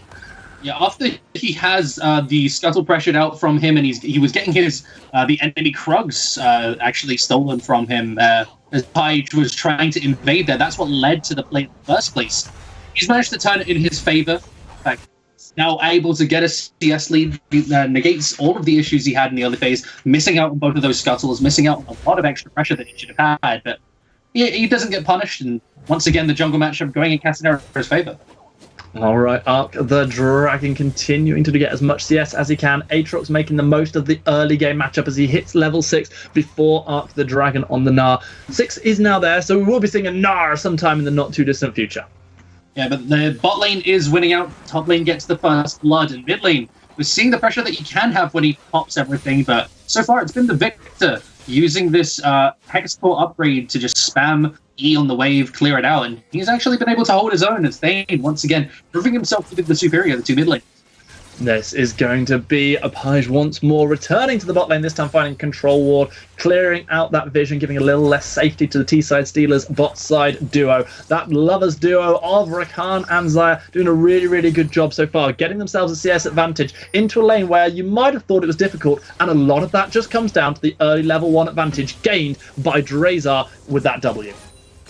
Yeah, Drazar basically controlled the entire laning phase because he was able to get the level 1 brush camp, and that's what Xayah Rakan looks to do. The fact that it wasn't respected by Zazors and Addy is a bit of a worry because they were able to get into that brush because it's one of two things. They always either sit in the tri brush or in the second bot lane brush to be able to get that play off. It's so hard to counter if you don't actually try and ward it out early, if you don't walk in, put a ward down there early, because you saw how much impacted the lane, having to blow flash early, having to blow heal shortly afterwards, and dragging Page down there for the entire early phase. Yeah, definitely setting the Sejuani behind. That is now a 2-level disadvantage for the jungler of the Bristol Smugglers. Not the situation he wants to be in. And this is not the situation that Zazels want to be in as well. Burning the flash, but deciding to go back in because here comes Page. Zazel's still burning away on the outside. It's lost to the Echo, who is the lowest. It's going to be 2 kills coming in. Here comes Skarner looking to try and return something. However, he's pretty much in a 3 versus 1 situation. Can the Scorpion get something out of this? The Scorpion King still looking for the Impale. Flashes forward, manages to grab himself a Sejuani. Bristle just howls in agony, and that's going to be a grey screen for Page. Yeah, he desperately needed to turn that one around at the end of it because it happened while he had Predator and was busy trying to clear a ward at the time in the Pixel Brush, where he needed to just run there as soon as possible. The moment that Drazar goes in, Casanero needs to pop his Predator and run down there. They need to be ready for that play. Instead, the players are disjointed. The jungler arrives late, and they lose their bot lane for it. Well, what does this mean for the state of the game? A 1,000 gold lead almost now gained for the T-side Steelers. They have themselves a CS advantage in the bot lane. However, that has been echoed on the side of the Bristol Smugglers as this Victor has been bullying out one more Lights Corky. I mean, the state of the game is that supports are OP, top lane's a bit stale, and Page is about to die. Well, he's not going to because he's able to ride Bristle to safety. This time, no screams of agony coming out of the Hog, but it is going to be the Dragon that is not able to be started up. Cloud Dragon this time. I know that yourself and George had a fun conversation about Cloud Dragon and how useful it is in the game. I still slightly disagree with you, but, you know. No, Cloud Dragon is amazing. You're wrong. You have the right to be wrong. Everybody has the right to a wrong opinion. That doesn't make it any less wrong. That is such a sin thing to say. I mean, go on. Tell me why. Why is the Cloud Dragon so good? Would you say it's better than either Mountain or Infernal? I would not say it was better than Mountain or Infernal. I think that is pushing it because Mountain allows you to just take Baron so quickly, objective so quickly as Addy. He's just going to have to flash his way out of there after they get that objective. But what Cloud does, it allows you that bonus rotation speed around the map. And when we talk about competitive play, it scales really highly having that movement speed because in fight, you get a small amount of movement speed that allows you to chase people down easier, pick up kills. But it's the out-of-combat movement speed that allows you to make rotations onto towers that is so huge because if you rotate from bot lane to mid lane, having the Cloud Dragon gives you an extra 3 to 4 seconds attacking a tower before the enemy bottom can get there. And it's just, that rotational speed can be so huge in a competitive environment, especially when you're looking to siege up because you have an advantage, like a Caitlyn with sieging potential. I do agree with those points, Sin, but for me, if you're saying that, you know, just a second, got to have a look and see what Page is doing, Teleport's going to come in from Super Duo, but manages to Sheshwarni into the wall, but not able to do very much else as I throw down a Sean Connery impression. But Where's the Szechuan sauce all over the wall? Yeah, Mulan coming 2020, but still no Szechuan sauce. What's that all about? Yeah, where's the McDonald's Szechuan sauce tie, guys? You're missing out on it here. Going back to those dragons, I just can't bring myself to say that Cloud Dragon is particularly excellent when it's essentially the third best of 4 dragons. It's still closer to being the worst dragon than it is to the best. I'd say that it's that much better than Ocean because Ocean scaled so closer to being the best of the worst. Basically a top 3 and a top 1 if you look at the ranking of the dragons. I get that. Meanwhile, Valkyrie was used on the back of the package there by Corki, just trying to get as much CS as possible. Meanwhile, Bristol Smugglers get themselves an objective. They lost out on the Herald last time, this time able to get it for themselves, and there's still 3 minutes until these plates fall off. Let's see just how much gold the Smugglers can get. And they're going to be trying to smuggle themselves a little bit of an objective off the back of that and smuggle themselves a gold lead if they could potentially use that before the 14-minute mark. I want to see them use it mid because they've got all this weight for pressure, but mid lane is the target. Casemiro pops the Predator, uses the Impale. Flash is burned by Thane. He's able to get himself out of trouble for now at the cost of one of his summoner spells. Yeah, and he's going to back off and take the blue buff before basing, but the fact that they've got this mid lane pressure should be in a shard on the next wave unless Thane takes that. Take this blue buff before recalls. He's going to be really late to try and deny the siege. Oh, Super Duper doing everything he can to cause trouble for the Lovers bot lane. And this is going to be a flash burn by Super Duper. However, he got aggressive, but he paid for it. He might have wanted to flash forward, however, because he's got so much damage onto Lost in the Echo. And Lost in the Echo is, didn't even have to blow flash. No summoners burned. So he's going to be rather happy with that one. And Super Duper, just to get the lane swap off, never mind getting any advantage from it, has to blow his TP. Oh, that's going to be yet another pullback attempted on towards Lost in the Echo, this time not going through. We're seeing more and more feathers being placed down onto the ground. We're going to see Paige picking up at red buff. Was in full vision, however, so there is going to be an awareness of where the Smuggler's jungler is right now. Let's see if the Steelers can find themselves a way to make any kind of play. And I've got to say that they had the right idea there. They force a lane swap early, they get the rotation early, so they can give Caitlyn a tower shard, so they can give Caitlyn that advantage that we talked about was so necessary last game after she lost lane yet again. And it's more important that the Caitlyn has some kind of tempo lead and they can lane swap back and forth than it is to give the Desire Rakan the ability to just play 2v1 and try and siege up themselves. So now, the moment they're done sieging topside, they lane swap yet again to get an advantage because the Nars going to go bot lane, and they've prepped this. They walk right back into it because they just slow play. I think this is really, really clever from the Bristol Smugglers, especially having the Herald in their pocket as well. If they can utilize the fact that these are so slow to get the Herald bot side here, this is exactly what is going to happen. We already see that one bit of the turret has dropped down. Two shards of the turret have dropped down, and now it's going to be 4 plates removed before the 14-minute mark. Only 15 seconds left of the turret plating. Super Duper versus Arc the Dragon is a 1v1 at the moment, but not for long, because here comes Sejuani. Page is going to go in, going to manage to get the slowdown. That's the stun onto Arc the Dragon. Super Duper is still low, but here come the reinforcements. The cavalry is here, and the Smugglers turn that kill onto the Victor. Thane getting this one just as the second dragon of the game spawns. Meanwhile, however, first turret blood will come in with Xayah and Rakan completing that push in the top lane, despite the Herald's best efforts in bot. Yeah, it may cost Arc the Dragon his life as he goes too aggressive onto Super Duper, but they still get the first tower, and they deny the first turret blood onto Caitlyn. So still a huge amount of gold injected into their bot lane, who has got a decent lead from the CS already. I think T-Side, even though they come off behind on tempo, still managed to capitalize off of just the fact that they had such a lead already.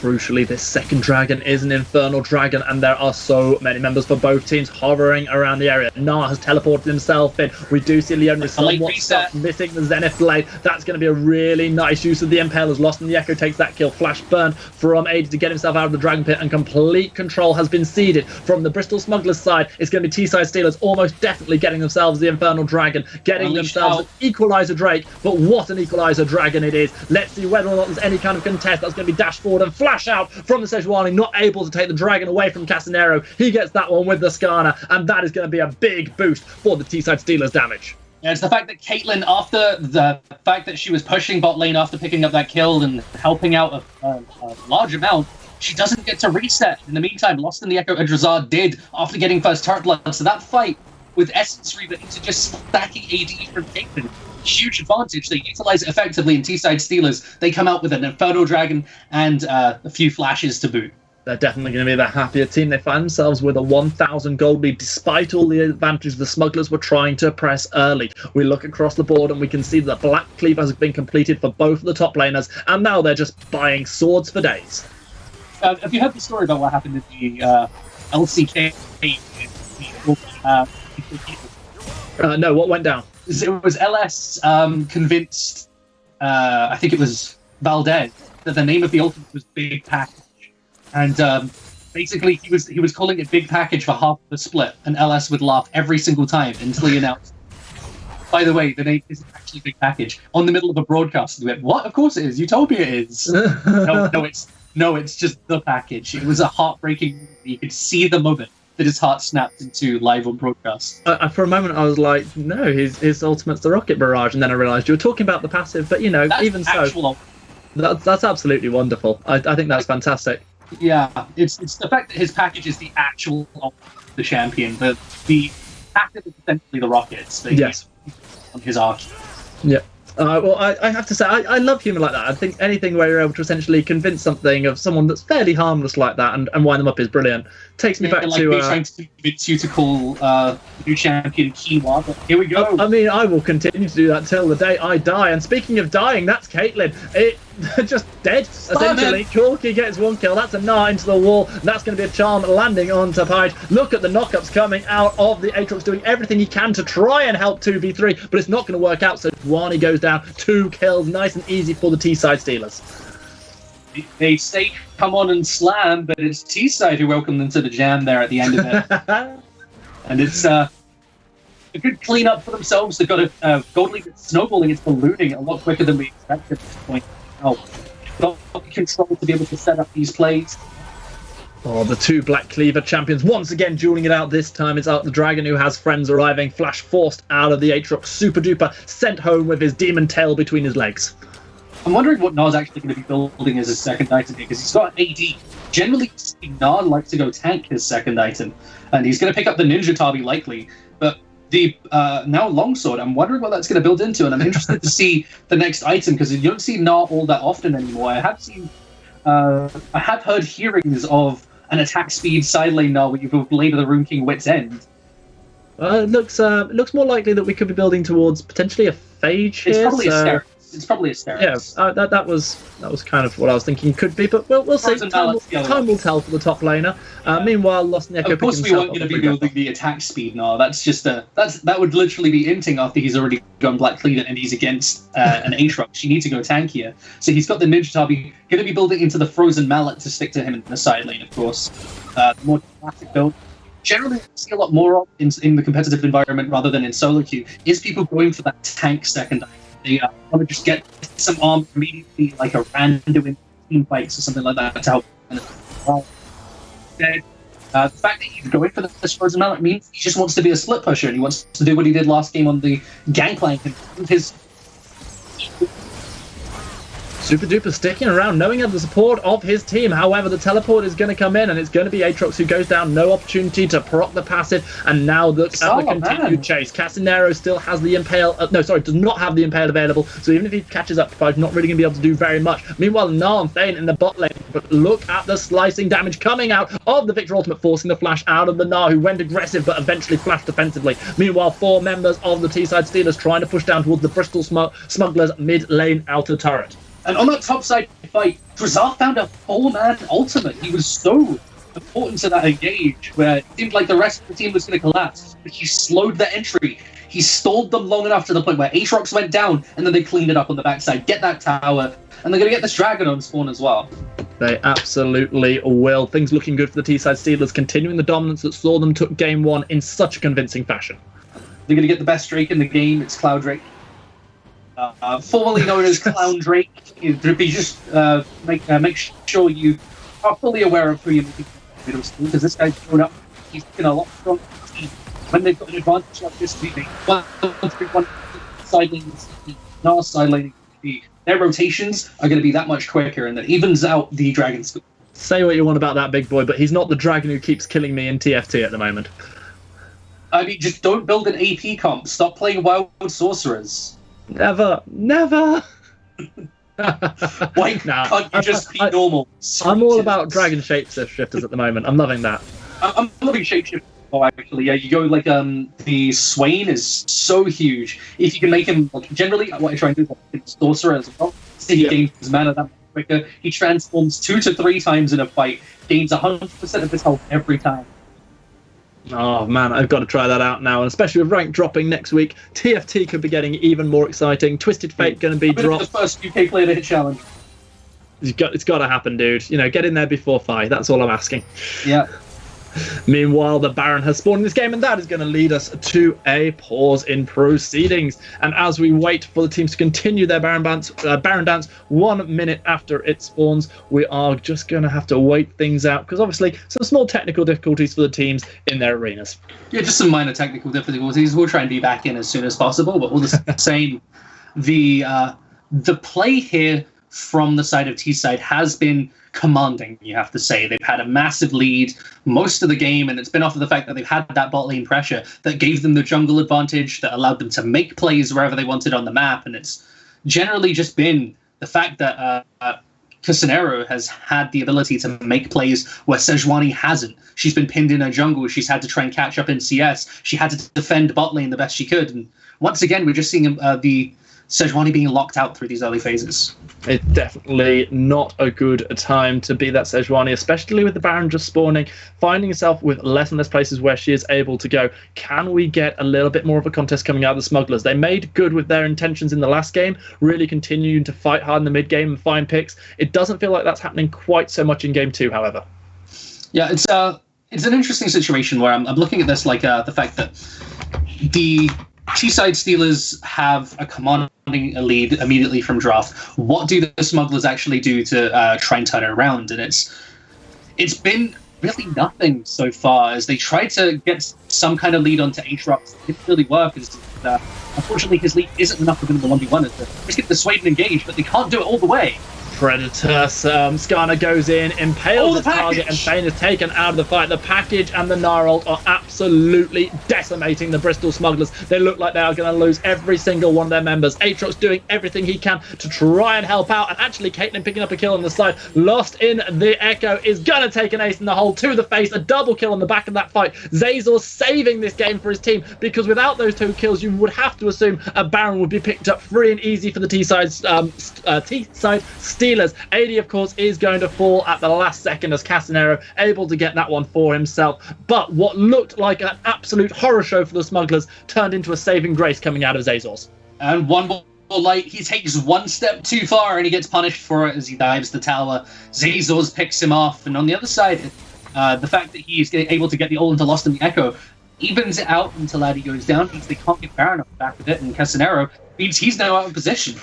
Page is going to use the Chilling Smite, but the Blast Cone is going to be Skarner's friend. Sejuani managing to chase Skarner out of her jungle long enough to pick up the Krugs. Not able to pick up any kind of kill, however, and you've got to assume that if either of these junglers were to give up an easy kill, it could easily mean a Baron for the other team. I actually like this here. We think AD Skarner, because he's gone for the Hysteric second. He wants a lot more tankiness. He isn't going for the full tank build, but he wants to be able to do some DPS as well. If he gets on top of someone, if he gets on 1v1 with Aatrox, he wants to be able to try and take that. And I respect that a lot, but all the same, he's trying to make use of the fact that he's got that Cinder Hulk and still building a lot of health, rather than just building a straight Arcus. Yeah, I was just going to say, I'm just trying to work out exactly what that item is that's grayed out the minute, the active. Is it the Titanic Hydra that he completed already? No, that's the Predator Boots. Oh, of course it is, yeah. Yeah, I knew that. Yeah. I'm just testing you, Sin. It's Mercury Treads with the upgrade. So. Yeah, of course, yeah. I miss upgrading boots. I miss Captain Boots. I miss the Home Guard boots where you get Home Guard booties. They were the absolute shizzle back in the day. Never use booty and shizzle in the same sentence again. Gonna say that now. I can neither confirm nor deny whether I will do that in the future. Page trying to dash away. Casanero chasing down. Does have that Predator available. Does have the Impale, but has gone deep into enemy territory. Takes Piltover Peacemaker to the face. Flashes away from the Zenith Blade. The Solar Flare is going to connect, however. And now here comes the big fight. Lost in Recon. Become a kill onto the Aatrox before he's able to do anything. No resets for him. Sejuani is going to mean the double kill goes over. Now a triple as Victor falls as well. Once more, Zazor's doing everything he can to try and save his team, but not able to pick up any kills for himself. A 3-4-0. The jungler is dead, and surely Zazors and AD can't stop this Baron going to the T-side Steelers. And Zazors can't do anything in that fight after he comes up clutch the last time around. This time, he lets the side down, not being able to DPS at all. So Casanero going to be able to help his team pick up that Baron, and Lost to the Echo. He's trying to chase them down. Oh, and AD just steps too far, gets caught out by the Feather Storm. Valkyrie over the wall. One more light He should have stayed. Were the signs that AD ignored. It's going to be another kill. Zazor's now flashing himself away from the 5-man death squad that is the Baron-empowered T-side Steelers. Yeah, can they get the tower here is the big question, because if they can get this in reset, they have a massive amount of tempo, because now, when they reset, they get back onto the map with a huge lead, they get the dragon off the back of this as well, and Bristol Smugglers, what can they do to respond? They have no response play, now that tower's gone down. I just cannot even step into his own jungle. That means he concedes a red buff, and he's going to concede a dragon shortly after. It's not really much of a choice as to get the second best dragon of the day. It's amazing, man. I think I'm going to rename this the Sin Dragon. It's like that. This is the dragon I've been expecting. Leading white. Most of them with me, who still ignores you. Stop telling me it's bad. It's good, okay? I will not listen to you. I am all about the mountain dragon myself. When I'm playing games, I jungle. I'm all about those objectives. So, you know, if I can split push on my Vi with 2 mountain dragons, I'm a happy boy. Okay, I'm a coach, so I like seeing teams that actually know how to rotate and play the map properly. Cloud Dragon amplifying that is a lot better than Mountain Dragon just making it 10 times easier. But this is why you're a high-level coach and I'm, you know, a solo queue tryhard. Cloud Dragon rewards good play. Mountain Dragon just allows bad players to field. Wow! Shots being fired! Oh, dear me. Speaking of shots being fired, the rockets that are coming out of One More Light right now are going to hurt like hell. That's a Trinity Force Infinity Edge Sork Boot Corki, who is 3-1-5 on this map. Hit them with a special delivery, boys. This is just going to zone them off the tower entirely. They can't try and contest this. Arc the Dragon's being engaged on. Yeah, they can he's potentially make something happen topside. He's trying to get the split push going. He's going to jump himself out after using the Nara to the wall. And while all this is going down, 3 members for the Smugglers are trying to deal with the Steelers. It's just a really, really easy kill. The Impale on Thane is going to lead to yet another kill. Super Duper now being the one chased down by Arc the Dragon. He's gone a little bit deep. He thought that Pyde had recalled. He had not. And that's going to be the shutdown as Pyde gets that one for himself. But meanwhile, look at the base of the Bristol Smugglers. It is being ripped to shreds by the Baron-empowered T-side Steelers team. That's going to be inhibitor number 1 falling to the feathers of the Xayah. The engage comes in. It's going to be a really nice catch. The flash not enough to take the Zenith Blade away from Drazar. He manages to run for his life despite the ace in the hole. He lives, and a second inhibitor will fall. The base of the Bristol Smugglers is in ruins.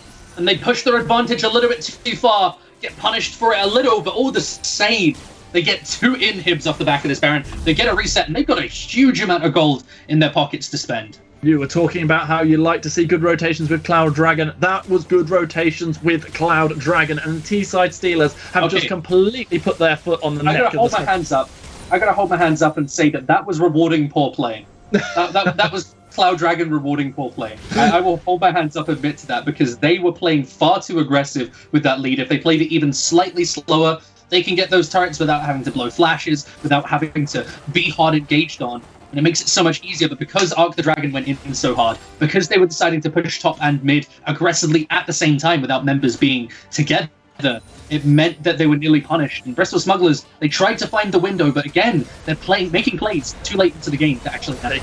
They're looking for picks, but Arc the Dragon is so very tanky. He goes mega, he keeps himself alive, and it's going to be Pyde who dies. Back at the 3 kills coming in quick succession. That makes it 4. The double kill for the Xayah. This could well be the end of the game. Only Super Duper is left. He's already burned the ultimate. He did not get any resets. Corki's continuing the push. He comes in with the Valkyrie. He throws some damage down towards the Aatrox. He flashes forward, trying to start it out. Here comes Arc. He jumps in. It's going to be the ace secured in just 1 moment's time, and that's going to be the game. The Bristol Smugglers give up this and go 2-2 in the standings. The T-side Steelers continue their dominance of Group 2, and they will go 3-0, all but securing their place in the playoffs. I gotta say, this game, we saw why Bristol Smugglers top 2 in the league, but all the same, we can see exactly why T-side is number 1, and it didn't even look close. It really, really did not. Whereas in the last game, the fight back was somewhat on from the Smugglers, but the outdrafting that they suffered in the early phases came back to bite them. This time, the lead was gained by the Steelers, and they just maintained it through and through. Yeah, this is a really strong performance from them, dominating, and we saw an amazing top lane performance both games. I'd give my MVP to him for the series. Okay. That was, just taking away the question before I could even ask it. There was some really plays in that game, and we look forward to seeing even more of them in our second series of the night. It will be between the Humber Hunters, who are 2-0 in group number 4, up against the Lakeside Leviathans, also undefeated, 3-0 so far, having not had a break week. One of those two Titans will lose their undefeated streak, and that will all be coming up shortly after this break.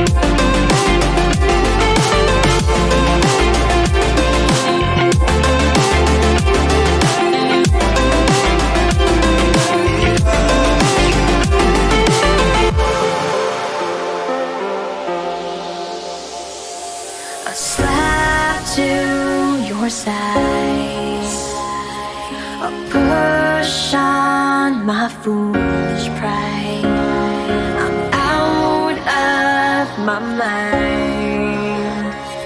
I'm down from the endless high. Don't know who's losing, who's bruising, who's choosing to stick it through. So we fight with fire.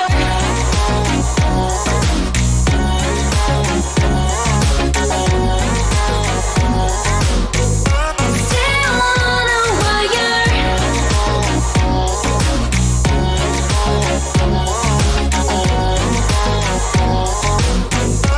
We fight with fire. Burn with your lies. You plead with the tears that cry. Don't know who's losing, who's bruising, who's choosing to stick it through. So we fight with fire.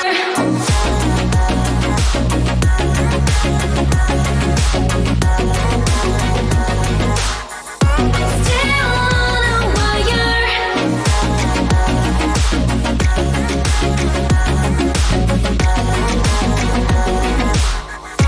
We fight with fire.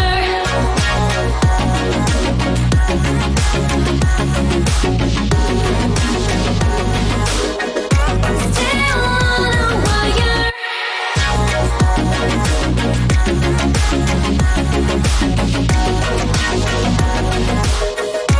We fight with fire. The more we sin, the more we win. The more we wish we kept the quiet. The less we try, the less we say. But still we fight. So we fight with fire. We fight with fire. Oh.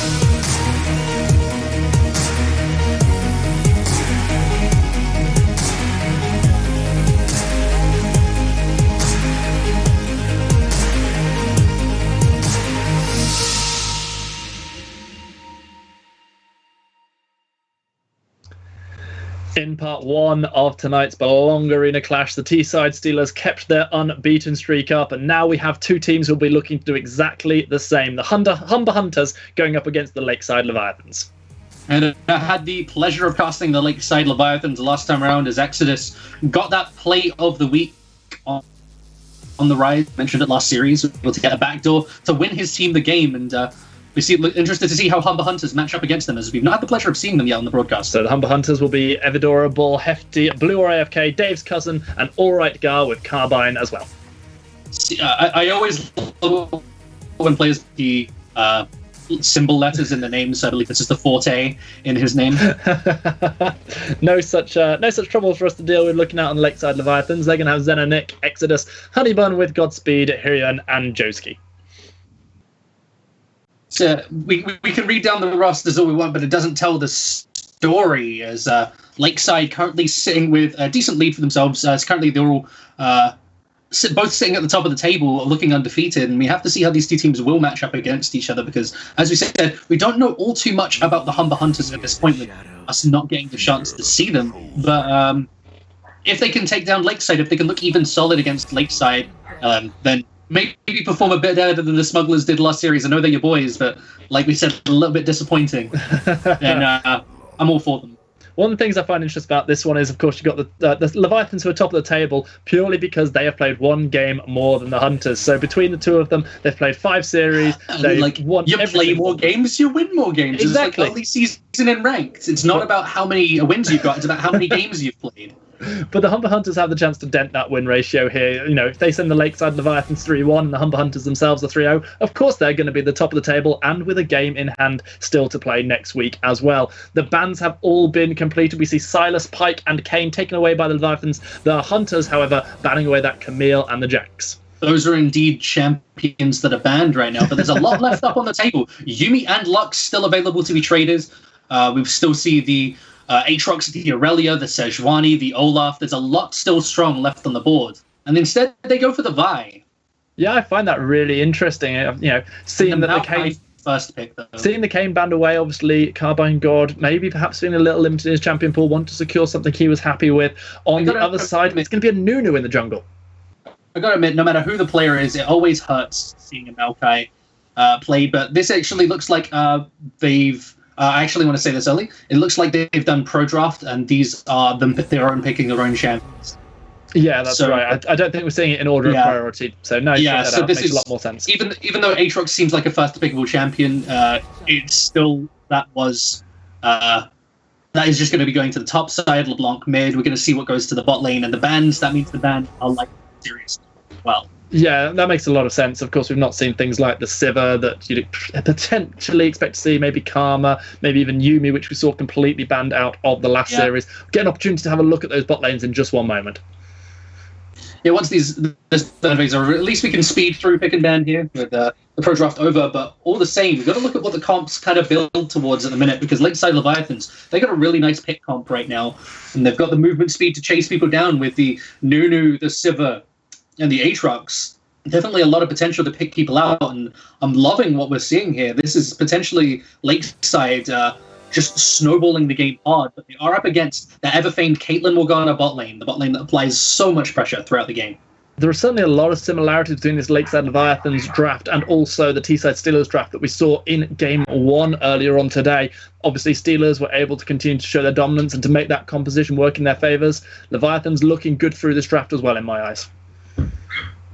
Yeah, Leviathans, they've got a comp, but is it a cohesive one is the question. And we can see the Vi Maokai rather, and the Morgana potentially supplementing that hard engage. But all the same, it's the Ziggs and the Caitlyn wanting to free fire. They don't want to be dove. They don't want to be pressured out. And LeBlanc, I don't think she's going to let that happen. Okay, well, the picks all locked in. Like you say, the pro draft completed, so perhaps the bans that you see may not entirely reflect exactly what was banned out, though they could be the exact bans. For example, I don't imagine Yuumi and Lux were even on the table if these are the two bans. Like, these are the two picks on the in the game. It certainly does seem unlikely. We're going to jump into that game very, very shortly, courtesy of our wonderful producer who will be bringing us all the action in its fullness. You're about to call out the sponsors there. And I was like, no. This is all Martin. What are you talking about? This is all about Professor X Splitting Headache. He's been doing a great job for us today. But, show a bit of love to the sponsors as well, because you mentioned how Exodus got that Player of the Week on Rise last week. He got himself a wonderful Rise Rig headset for playing well on Rise. You got a Rise headset for playing well on Rig. I can see that being a champion. New champ, yeah, along with Quinoa. Yeah, Quinoa and Rig. Okay, let's go. A Quinoa Rig bot lane. Are you up for it? Let's go. I'm so up for it. I'm more up for it than seeing a Garen Yuumi again. God, Garen Yuumi last night. That was Ox was talking to people about it, and he was saying like he's played it a lot against a couple times in solo queue, and it's near impossible to beat because of the free stat. I think the issue is right now, Yuumi plus anything is insane. It certainly is. No Yuumi in this game, though. Not even a Garion. No Garion with any kind of justice raining down from above. Instead, we're going to have to put up with Exodus on the Aatrox, not the Rise from last week. He's going to be going up against the Maokai. You're talking how you hate to see Maokai. Is that just purely because it's quite a dull lane? Maokai's always been the champion that you lock in if you don't think you can win top lane. And it's kind of become Sion in more recent times, because Sion is just incredibly safe as well. You get the shields, you get the free wave flip. And that role in the game, I've always despised the champion that embodies it. As in mid lane, it's been like the likes of Lissandra and Malzahar, because you just want to wave clear and never be at threat. But the Maokai at least has some supplementary hard engage to follow up on a Vi. You say wave clear, and I start thinking about Ziggs, blue or AFK, picking up that little Yordle in this game. His name kind of emulates that Korean solo queue thing of if you don't give your second blue to the mid laner, they will literally go AFK. Nuts to the second blue. Give him the first one. I actually saw that in a scrim earlier today. It was a Lee Sin full pathed, full cleared into giving blue buff to the Azir. Was that effective, or? It was effective in helping the Azir push out early, but it was really interesting just to see because you don't often get that halving, but blue isn't really needed by Lee Sin. Often it's been Rek'Sai. It's known for giving the first blue buff. It is quite a lot of XP and also obviously a bit of cooldown to take away from the Lee Sin, but I could understand that. Not going to see it in this game, however, as Vi continues her clear on the bottom half of the jungle. That means the blue side of things. Nunu, however, already having cleared out his red buff, his Raptors already onto the blue, getting the early lead. And actually, I say early lead, he's going to take the same number of camps because Vi completed her blue side clear. Nunu, of course, is a champ who's just so able to secure these objectives because he's got the chomp, he'll have the smite later on, and it's very, very difficult to secure anything against him. But what Nunu has become, rather than that invader who just wants to troll people in their own jungle, making sure that he can make the enemy jungler as useless as he is, I believe was the classic phrase. But it's changed from that into one of the best counter gankers in the game. That snowball is absolutely devastating to any potential plays that Vi wants to set up. It's going to right time. Well, here is the snowball coming in. Knockup is going to land onto the Maokai. Flash still available for Dave's cousin. He's not going to be able to. He does use it just at the last second, but he's burning down. The flash forward from Aatrox is going to be enough to secure first blood. Carbine arriving just too late to help the Maokai. And safe lane by backside. Fittingly, it's the Nunu getting that snowball rolling in the early game, being able to Exodus that first kill, and now we know what the Aatrox can do when he starts ahead. One more of those, and the game could potentially already be over. Oh, but the bot lane is not going in favour of the Leviathans. The Humber Hunter's putting so very much pressure down. Hefty landing the bindings. Evidorable throwing down all of those traps. The Braum just about saving the life of himself and Sivir, throwing down the shield at just the right moment. And the Nunu again! Oh, forcing the flash out of blue or AFK. He throws his Invictus gaming tag up, but that's not going to be a world championship tag. That's actually the Q marker from LeBlanc. What? Oh, that's so cool. Yeah, the Q marker on LeBlanc is the IG logo on this skin. Rookie forever. It's broken skin. People abuse it all the time. What makes it broken? It's broken because it's just the best skin there is. Oh, okay. IG line. It's so good. And again, just a lot of love for this Nunu. He's absolutely ever present across the map. Now is he Braum and also the Sivir trying to step up, trying to get onto Evidorable. Meanwhile, Aatrox and Maokai continuing their duel, but this time things going in favour of the Sapling Wonder. Yeah, when he has a massive wave stacked up against Exodus, he's finally able to get the trade going in his favour. But Exodus, he just needs to clear this off. He doesn't need, just needs to make sure that he's picking up a few of these, and he's already going even with Dave's cousin. Okay, well, let's see where Nunu is going to go next on his magical mystery tour. Nunu and Willump riding through their jungle, going into every single lane in the opening 5 minutes of this game.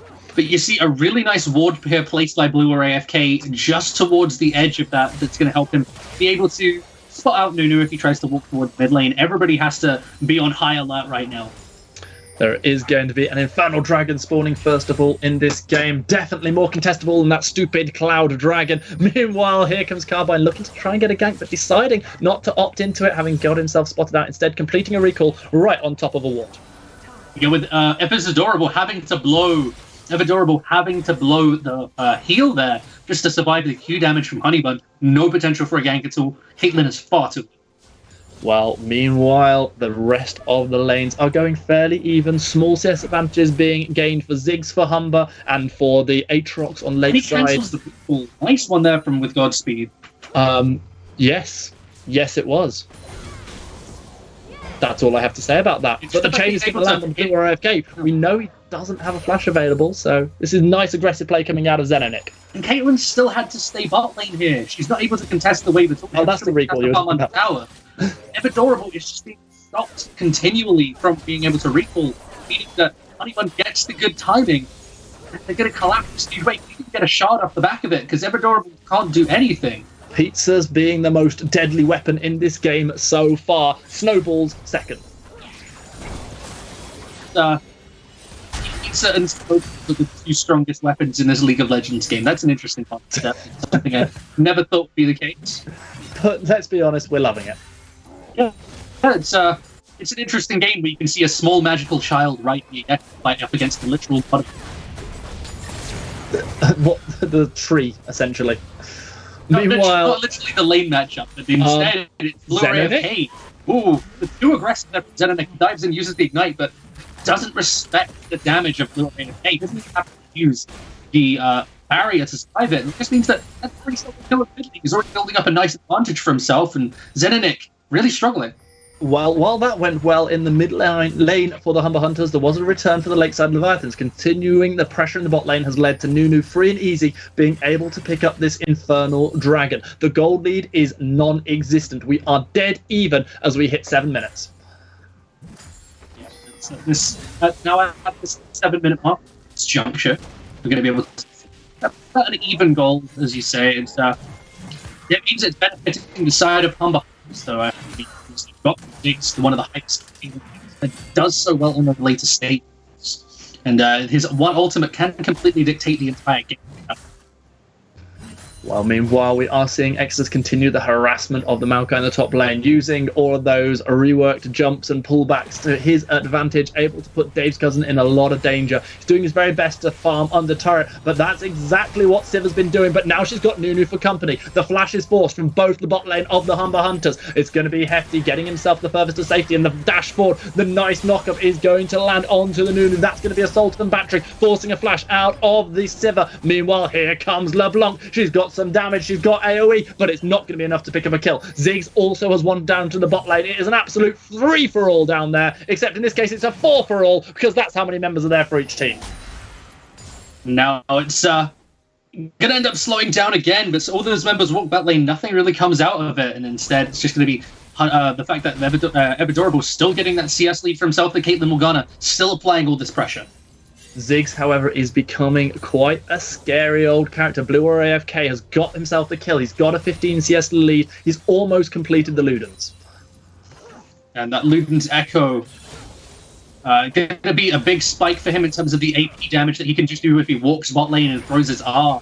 He can potentially finish off a low HP with Godspeed like this. Oh, Barom took so much damage. It's Hefty who gets the kill, taking it away from the Caitlyn. Knockup gonna land on the Blue or AFK, but Zeninik already dashing back to his clone, using the Mimic to decent effect, however, not able to get a kill in return.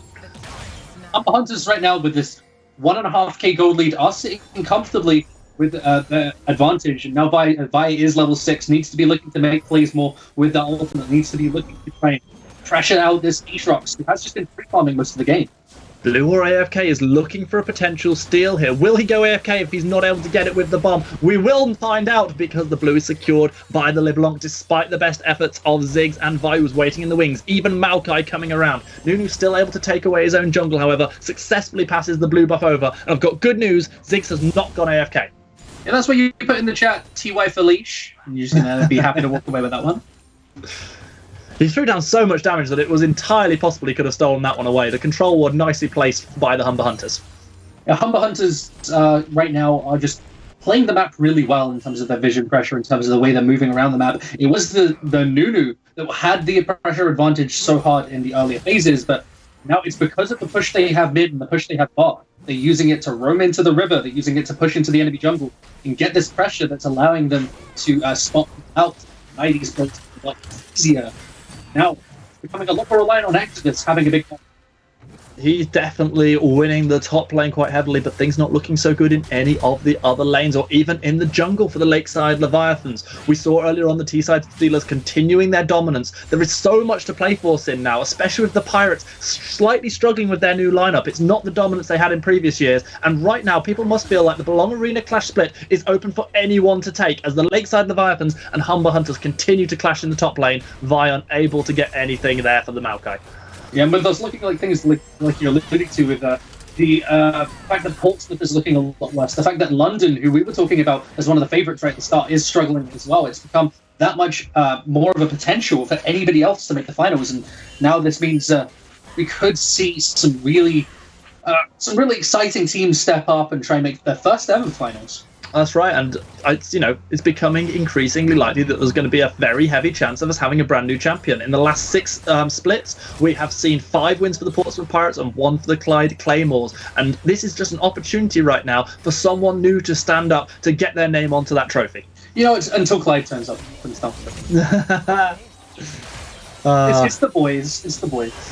You know what? They were really good in the last split until they went out to the Lionhearts, and I was really kind of hoping that we'd get to see the fantastic rematch of the winter split final. We didn't get to see that, but in the end we were rewarded with an absolutely brilliant best of 5 series between the Lionhearts. Meanwhile, it's going to be the Herald being picked up, but at what cost? Exodus able to pick up a kill onto Carbine, who did just about manage to secure the Herald before all that went down. You saw all the healing that Exodus got in that fight. When he pops the ultimate, the amount of damage he gets down, the amount of healing he can get down is monstrous. But 2-0 for him, still in a comfortable position in his own lane. And if he can start winning that out harder in the 1v1, becomes real difficult to try and make heaven. Knockup lands onto Hefty. He uses the Zhonya's already the Soul Shackles being dodged away from by the Sivir, who's throwing boomerangs for days. The Ignite is on top of the Sivir, but it is Honeybun who gets the kill. The first of the game for this Sivir, who has a 10 CS disadvantage, but now has a kill to her name. And Hefty can't line the binding, can't turn that one around, and reminding people that Hefty is a brand of trash. I mean, it actually is. That is actually a real thing. Hefty is a brand of trash bag. Something that is not trash, however, is a second Infernal Dragon being available for the teams, and immediately we're seeing Nunu turn his attention towards it. It does have the flash available if he is to get zoned out, but it would immediately see control. He doesn't use the flash in time, and Carbine's able to get in, able to use the flash and the knockup. Here's going to be a nice smite secured by Carbine, getting this one away, immediately using that Assault and Battery onto the Brawn, passing a kill over to Evidorable. Meanwhile, Exodus doing what he can to turn something in favour of the Leviathans. They gave up an Infernal Dragon, they gave up a kill, and they weren't even able to get one in response. Now the Herald has been spawned in the bot lane. There are 25 seconds left on the turret plates, and Herald will be able to get a charge in. As Dave's cousin, he's actually doing a lot better than I expected in the matchup, because he's just been spamming that Aftershock, which is a broken rune, by the way, to be able to get that pressure. And, even though the Aatrox is hard engaging and should be so strong, he's just been denying him effectively. And it's meant that the team is able to snowball the other side of the map. They block the Rip Herald, they get that tower, and now the Caitlyn, she's wild. Really so very far ahead. Getting in that last plate just before the turret plating fell off meant that the maximization of gold in the bot lane was completed by the Humber Hunters, who as a result find themselves a 3,000 gold lead. Ziggs destroying a turret in the mid lane to accentuate that. And the Ziggs having all this pressure, having this 20 CS lead, the bot lane doing so well as well, it's just all adding up. It absolutely is, Sin. Do you see a way back in it for the Leviathans at this side? You talked about the potential of what they could do with their competition at the beginning. So far, that's not working out for them. Well, they've still got the potential to make picks if the Nunu can start making roams together. The Aatrox can be so big in a team fight if he picks up a couple of kills at any point. He can open the game wide for them to clean this game and wipe the map. Oh, well, that is what the Leviathans need to do. Start playing around this Aatrox. So far, he's not really had impact in any lane other than the top side, where he's not even been able to secure the turret despite Maokai being precious for so long. Now we're going to see Australia lanes as both Caitlyn and Sivir walk their way top, and it's going to be for the top laners to go to the bottom half of the map. And this is because Caitlyn will gonna have the pressure already. If they roam first, they can get more tower damage, they can get another tower potentially, and if they open up this map by taking all 3 outer towers, it's really hard for the side of Leviathans to ever make plays, but that's what they're still going for. Nunu opting into this fight, throwing the snowballs out. The absolute zero is going to be here. Exodus with the knockups. Caitlyn picking up a kill onto Nunu, but Morgana's going to drop down to Exodus, who is now 3-0. Honeybun getting his second kill of the game as well, and this one went absolutely perfectly for the Leviathans, chaining their ultimates together and making the best of what previously had been a bad situation. Now they have pressure topside. Yeah, a nice 2-for-0 is able to 2-for-1 rather, is able to get them a bit of tower damage top, but can they clean it? And the answer is no when Ziggs gets there first, and even ulting for damage. Oh, if Honeybun hadn't had the Dark Shield available then, the Black Shield available then, it definitely could have been bad news in the end. However, between a Spell Shield and, a Spell Shield, not a Black Shield, Honeybun was able to keep himself alive. Yeah, even if the Spell Shield wasn't there, I feel like he's just ulting to pressure them off, and he should really be saving that for a wave, because with them hard pushing, the wave denial that you've got with the ultimate is one of the things that is used similar to Gangplank, where you just max range ult somebody just to do the extra potential damage just to make sure that you can rotate quicker. And that's where Ziggs can really do wonders, because he's got that bonus ability to shred towers and just take a tower from 25% to 0 instantly. Well, both of the ADCs have got their first item completed now, Sin. We can see the Infinity Edge for the Kate, unsurprisingly, that Essence Reaver for the Sivir. Meanwhile, Blue or AFK does not currently have a blue buff. In a moment, he might have to go AFK because the damage comes in. LeBlanc not quite connecting with the chain, dashes back to the Mimic, and Ziggs showing Blue or AFK showing a real proficiency on this Ziggs in this game. But having to blow both summoners there just to escape is really rough, especially when he burns Barrier at that high percentage HP. It's a little bit questionable. I gotta ask something here, because I thought about this a while ago. Have you ever tried the stupidity of Ziggs support? Yes, yeah. I'm sad to admit I have.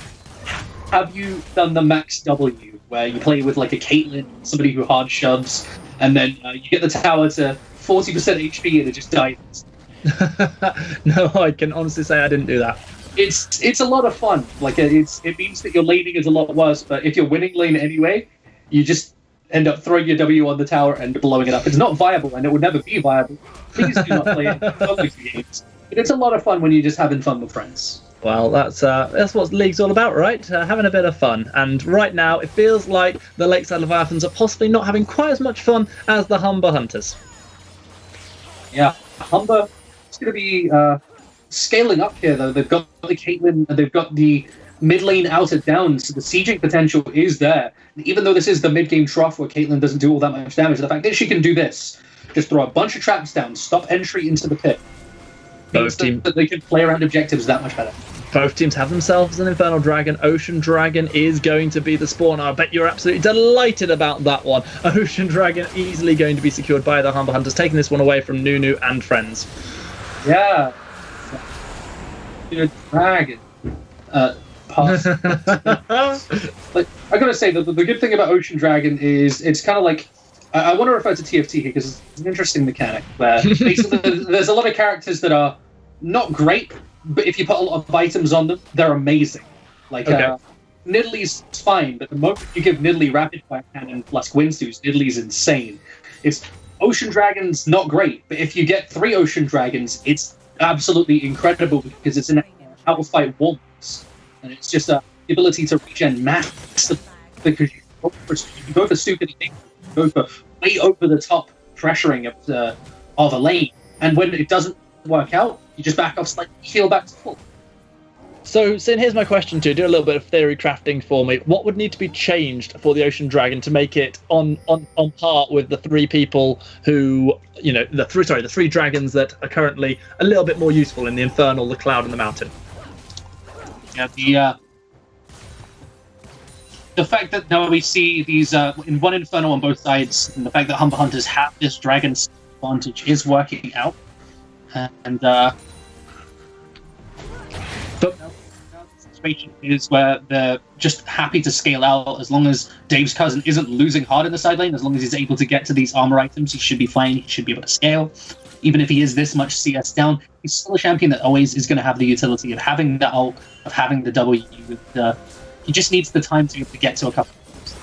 Okay, then Nick clearing out as much vision as possible. Going to get caught out by the binding. Some of that damage being eaten up by the Shield of Braum, who now turns his attention towards Evidorable. This is going to be LeBlanc going in and absolutely pouring damage down on top of Evidorable. That's going to be an absolutely clutch redemption if it arrives in time, but it does not. And Hefty will be the second victim of this beautifully timed play. LeBlanc getting the 1 kill, and I believe the other one went over to the Braum with the Ignite. Ziggs and Vi going to arrive on the scene just too little, too late.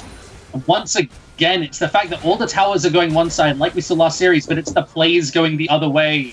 As with Godspeed, Honeybun, and Hero Ewan are working so well together to make these happen. They really are, and that's why I feel like the Lakeside Leviathans have really still got themselves a decent chance of taking this game. They have not been intimidated by the lead that the Humber Hunters gained early on, and as this Sivir continues to scale, it is going to be so hard for the Hunters to deal with her if the LeBlanc is doing that assassination damage as well. That was really weird because she got the grievous wounds from hitting the Bramble Vest from Maokai, but it didn't look like she was taking any damage at all, even though she has no lifesteal, so rather weird for them to not be that not to be interacting the way it should be. Yeah, probably not an ideal interaction. Perhaps there was some logic behind it, but none that I saw. It's definitely just Honeybun was auto-attacking Dave's cousin for a solid 3-4 seconds and didn't take any damage from that item. Maybe he has like the life steal from the runes because he's gone for the legend bloodline, and that could be the reason that he's life stealing through it. But it gives us a window. There was red buff, I suppose. Red buff isn't really enough because it's out of combat regen. In combat, it doesn't give you that much health. Okay. Well, an unknown in this case. Can't even blame the old Ocean Dragon for this one because the Vipers don't have it. But Everdor just going to be happy to get to his item spikes as well. And it's interesting to see him doing what we normally see from the Caitlyn. We normally see on the Caitlyn what we normally see from Diane. Sivir going for Essence Reaper and Eye early, even though he isn't champion. He uses his spell anyway. Carbine throws the Assault and Battery on top of the LeBlanc, who just dashes away to safety, leaving Nunu behind, potentially the Sacrificial Lamb, but that's a tanky old Willump able to get to safety. Can the same be said for Honeybun? The answer is yes. For Everdorable, no, because Honeybun turns around with the Braum, is able to get that kill, and now it is Hefty who finds himself having to flash over the wall, having used the Soul Shackles. Meanwhile, the chase continues in the top lane. Carbine and Blue or AFK doing all that they can, and once more, Dave's cousin arrives a little late and throws a sapling. And once again, Exodus, finding the pressure that he needs as he walks into top lane, forces them all off and saves his team's life, but he has to blow TP for it.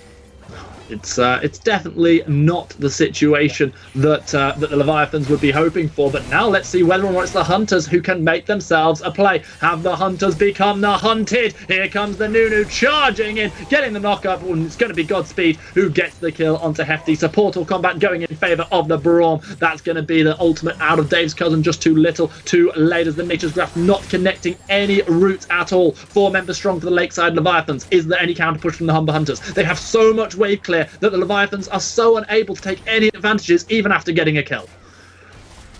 And now it's the gold is even, though, as Humber Hunters are trying to use the advantage they had early, but it seems to just slowly slipping away from them, but the shutdown comes through. Braum had secured so many kills, but this time it's him who goes down to the Mega Inferno bomb. Ace in the hole being thrown out by Everdorable, not quite going to get the kill. Cloud Dragon has spawned. This is the first one of these on this map, and I know how very much you love it. The Sin Dragon goes over to the Humber Hunters. Now with that 3 dragons, they can start to look towards Elder as a potential win condition later on, but still another 10 minutes before that. Now, we got to think about what the key item spikes and where they're going to come from are. Blue AFK going for that second item, Rabadons, is huge for his damage right now, and they can force objective that much harder with the poke that they do have. But it's a case of waiting for this Caitlyn to get her first Sheen item, waiting for that buy to complete Triforce, waiting for Dave's cousin to just complete an item. Eventually, we can see them start to push their advantage, but right now they're still in that kind of phase where they're scaling. I'm not always used to seeing the second item, Ardent Sensor. Not Ardent Sensor, of course. Essence Reaver coming out of the Caitlyn. Is this becoming a more usual build? It's a thing where basically they want to fully stack AD. They want to get as much AD as possible, and it's. That does make a lot of sense as we see Blue AFK continuing his killing spree, putting the pain down on the LeBlanc. It might be a broken skin, but right now it might be a broken player as Xenonic is 1-2-2 on the LeBlanc, a 50 CS disadvantage against the Ziggs. And the Ziggs utilizing his advantage in the fact that he's picked up his Rabadons is huge because it just means that in this window where the rest of his team is still scaling, he can defend mid pretty much solo while everybody else just does what they need to get to the next item. Meanwhile, the 5-man unit of Humber Hunters continue their push. They've had wave clear before, and now they have siege potential. Piltover Pacemaker is going to hit, blocked out by the Braum shield. Damage coming in from Blue AFK as he forces multiple people away with the ult. Meanwhile, let's see where the wave is. It's just not coming in time for the Leviathans. Sorry, for the Hunters. The Leviathans have done what they need to break this siege for now. Yeah, the Humber Hunters are just holding it up because they've got this poke from the Ziggs. They've got the potential siege of a Caitlyn plus Morgana. This is so hard to stop. All these traps are in the way, all these skill shots coming out. Xenonic was waiting on the outside, but immediately gets popped by Evidorable. Exodus, however, does take down the Caitlyn and the Morgana. The double kill is there. Sivir getting one for herself, and so far it's a 3-for-1 side of Leviathans. Meanwhile, it's going to be Maokai. The tree finally chopped down. A quadra kill for Exodus, and an ace for the Leviathans. They immediately turn to Baron. The siege is over, and the Leviathans' reign may have just begun. And it's the window they needed to punish. We talked about those scaling spikes. That's the place where you need to capitalize if you've got a 2-item Aatrox. And he does just that by finding the quadra kill and felling the Hunters. The early game felt like it was all on the shoulders of Exodus for the Leviathans, and he's shown why so much faith was put in on him. That is a 4-man Baron buff for the Lakeside Leviathans, and they take themselves a 3,000 gold lead in this top-of-the-table clash. And it's worked out brilliantly for them. Now they've set 3.5k up, nearly 4k already, and suddenly this game has turned on its head after Humber Hunters have been pressuring most of the time. We needed to see a couple more plays being made by Leviathans, and they have showed up where the Smugglers did. They were able to capitalize on the windows of opportunity and get the Baron for themselves. The Lakeside Leviathans will have a bye week next week. This is their last game of groups. If they take down the Humber Hunters today, they will go unbeaten in the group stage, securing a 4-0, definitely securing their number 1 seed in the playoffs. And right now, after that incredible Exodus Aatrox play, things are looking good for them. And Exodus, once again, being the man of the hour, and he managed to, off of the back of that fight, build a full Sterric stage, just straight up completed the item. It means that he is terrifying to face now, and fortunately with Caitlyn, with the Maokai being so far from the item spike, it doesn't look like they're going to get there in time, and this Baron might just be enough to give them the advantage they need to win the game. The real question is, if we make the decision, with ourselves and production, and that becomes the play of the week, does Exodus get himself a second headset? What is this madness? One for each ear? You just give it to someone else on his team, he can nominate them, I guess. So it's too late. If Exodus wins this week, our production team will be having it for themselves, apparently. I'll have it. That has been confirmed. Meanwhile, Evidorable setting up that little wave of traps, doing his very best to stop the push of the Baron Empowered Stan, team. I'll be honest, it looks like you could do it sitting there with your headphones. You could do with a rig headset. I'll tell you what, I'd absolutely love a rig headset. They make fantastic Hashtag ad. Yeah, absolutely. Hashtag ad. I'll give them as much ads as they want if they want to send me a wonderful headset. You never know. We can keep on dreaming, and maybe one day those dreams become a reality. One dream that's just become a reality is a third Infernal Dragon of the game. They've been shared so far. Who will get the lion's share, as this second one will go over to one team or the other? That's what happens when objectives exist. It goes to one team or the other. Good job. Hey, I'm all doing the my same, job. it's on half HP. They need to get engaged. Oh, it's on half HP, but it might be even lower HP for the Humber Hunters. They secure the Infernal Dragon, but what will they lose in the process? Sivir getting 1 kill, getting 2. Return of kills as Ziggs manages to take down the Nunu. But what can this Rabadon's Ziggs do? The answer is take down one more before himself being shut down. The triple kill being picked up by Sivir. Meanwhile, Exodus continuing this push with the Baron in the top lane. 4 for 2, but the fact that Infernal Dragon stalled a lot of the Baron buff means that it couldn't be utilized effectively, meaning that now it's opening up a window of opportunity for Humber Hunters to find another play when they do spawn is potentially an advantage, but they give up so much on the backside of losing.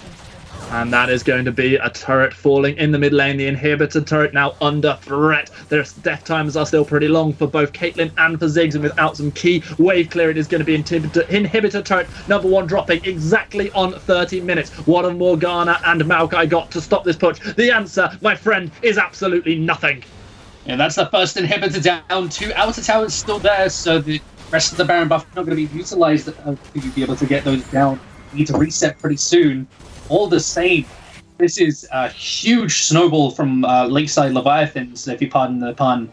And Hiryuan has opened up a huge window of opportunity for the team to capitalize. This man honestly has been, even though we can look at Exodus and the way he played that fight, like what a quadra kill, it's Hiryuan that's been my MVP though. Yeah, he's made some absolutely terrific plays, and even looking at the very first 5 minutes of the game, to see a jungler go to each of the lanes before that 5-minute mark, it's almost unheard of, especially if you play solo queue. And he barely fell down in CS, he chain ganked, and yeah, I know you like to play a lot of jungle, so I definitely felt that in solo queue. Well, meanwhile, Honeybun has now got himself to a 7-0-7 scoreline. Infinity Edge and also a Phantom Dancer enhancing the critical strike, along with the Essence Reaver picked up earlier on. This Sivir isn't just online, she's absolutely decimating people with these boomerangs. And this is where I'm struggling with the Ever Durable build. He's got the lifesteal for himself, yeah, but at the same time, he doesn't have any extra attack speed. He's attacking so slowly. Only the boots to show for it. And it means that he's not hitting anywhere near hard enough. When you go for the Fleet Footwork, you need the Energizer build to synergize with. Yeah, I completely agree with you. Really need to see that Static Shiv or Rapid Fire Cannon just not coming in, as we see a little dash in from that IG LeBlanc, deciding, however, to zone herself away from this fight before she got in too much trouble. And Exodus, the item spike he's waiting for, that could potentially open up the game. It's the going to be the Guardian Angel. When he gets that last little bit of armor from it, he's going to be able to dive even harder. Going to be able to beat a go button on his own. Sivir pops ult, he pops ult. He can run into the backline, and it doesn't matter if he dies. He's got 2 revives in his kit. And Death's Dance, very much so an item that feels made for the Aatrox, doing so much of that AoE damage. And can anyone really stop this Aatrox right now? Certainly hasn't been the case so far. No one can stop him in the side lane. No one can stop him in the team fights. It has to be like Morgana binding him and just running, something along those lines. Well, that will be where the Guardian Angel certainly could come in handy if Exodus were able to pick that, managing to try and guarantee some resets. Second Baron of the game is just about to spawn, and the Vision game is well and truly underway.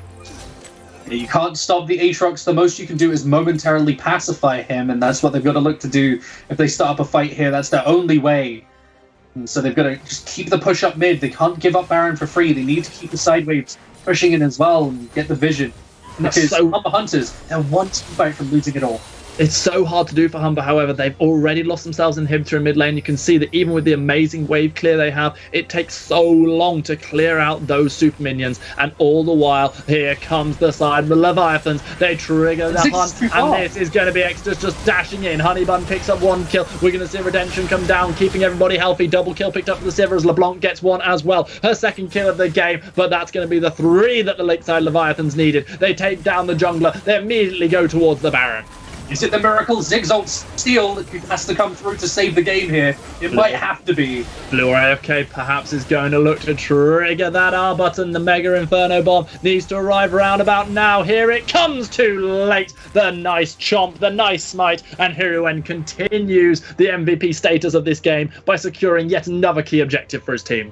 A crucial and brilliantly played execution of Baron there.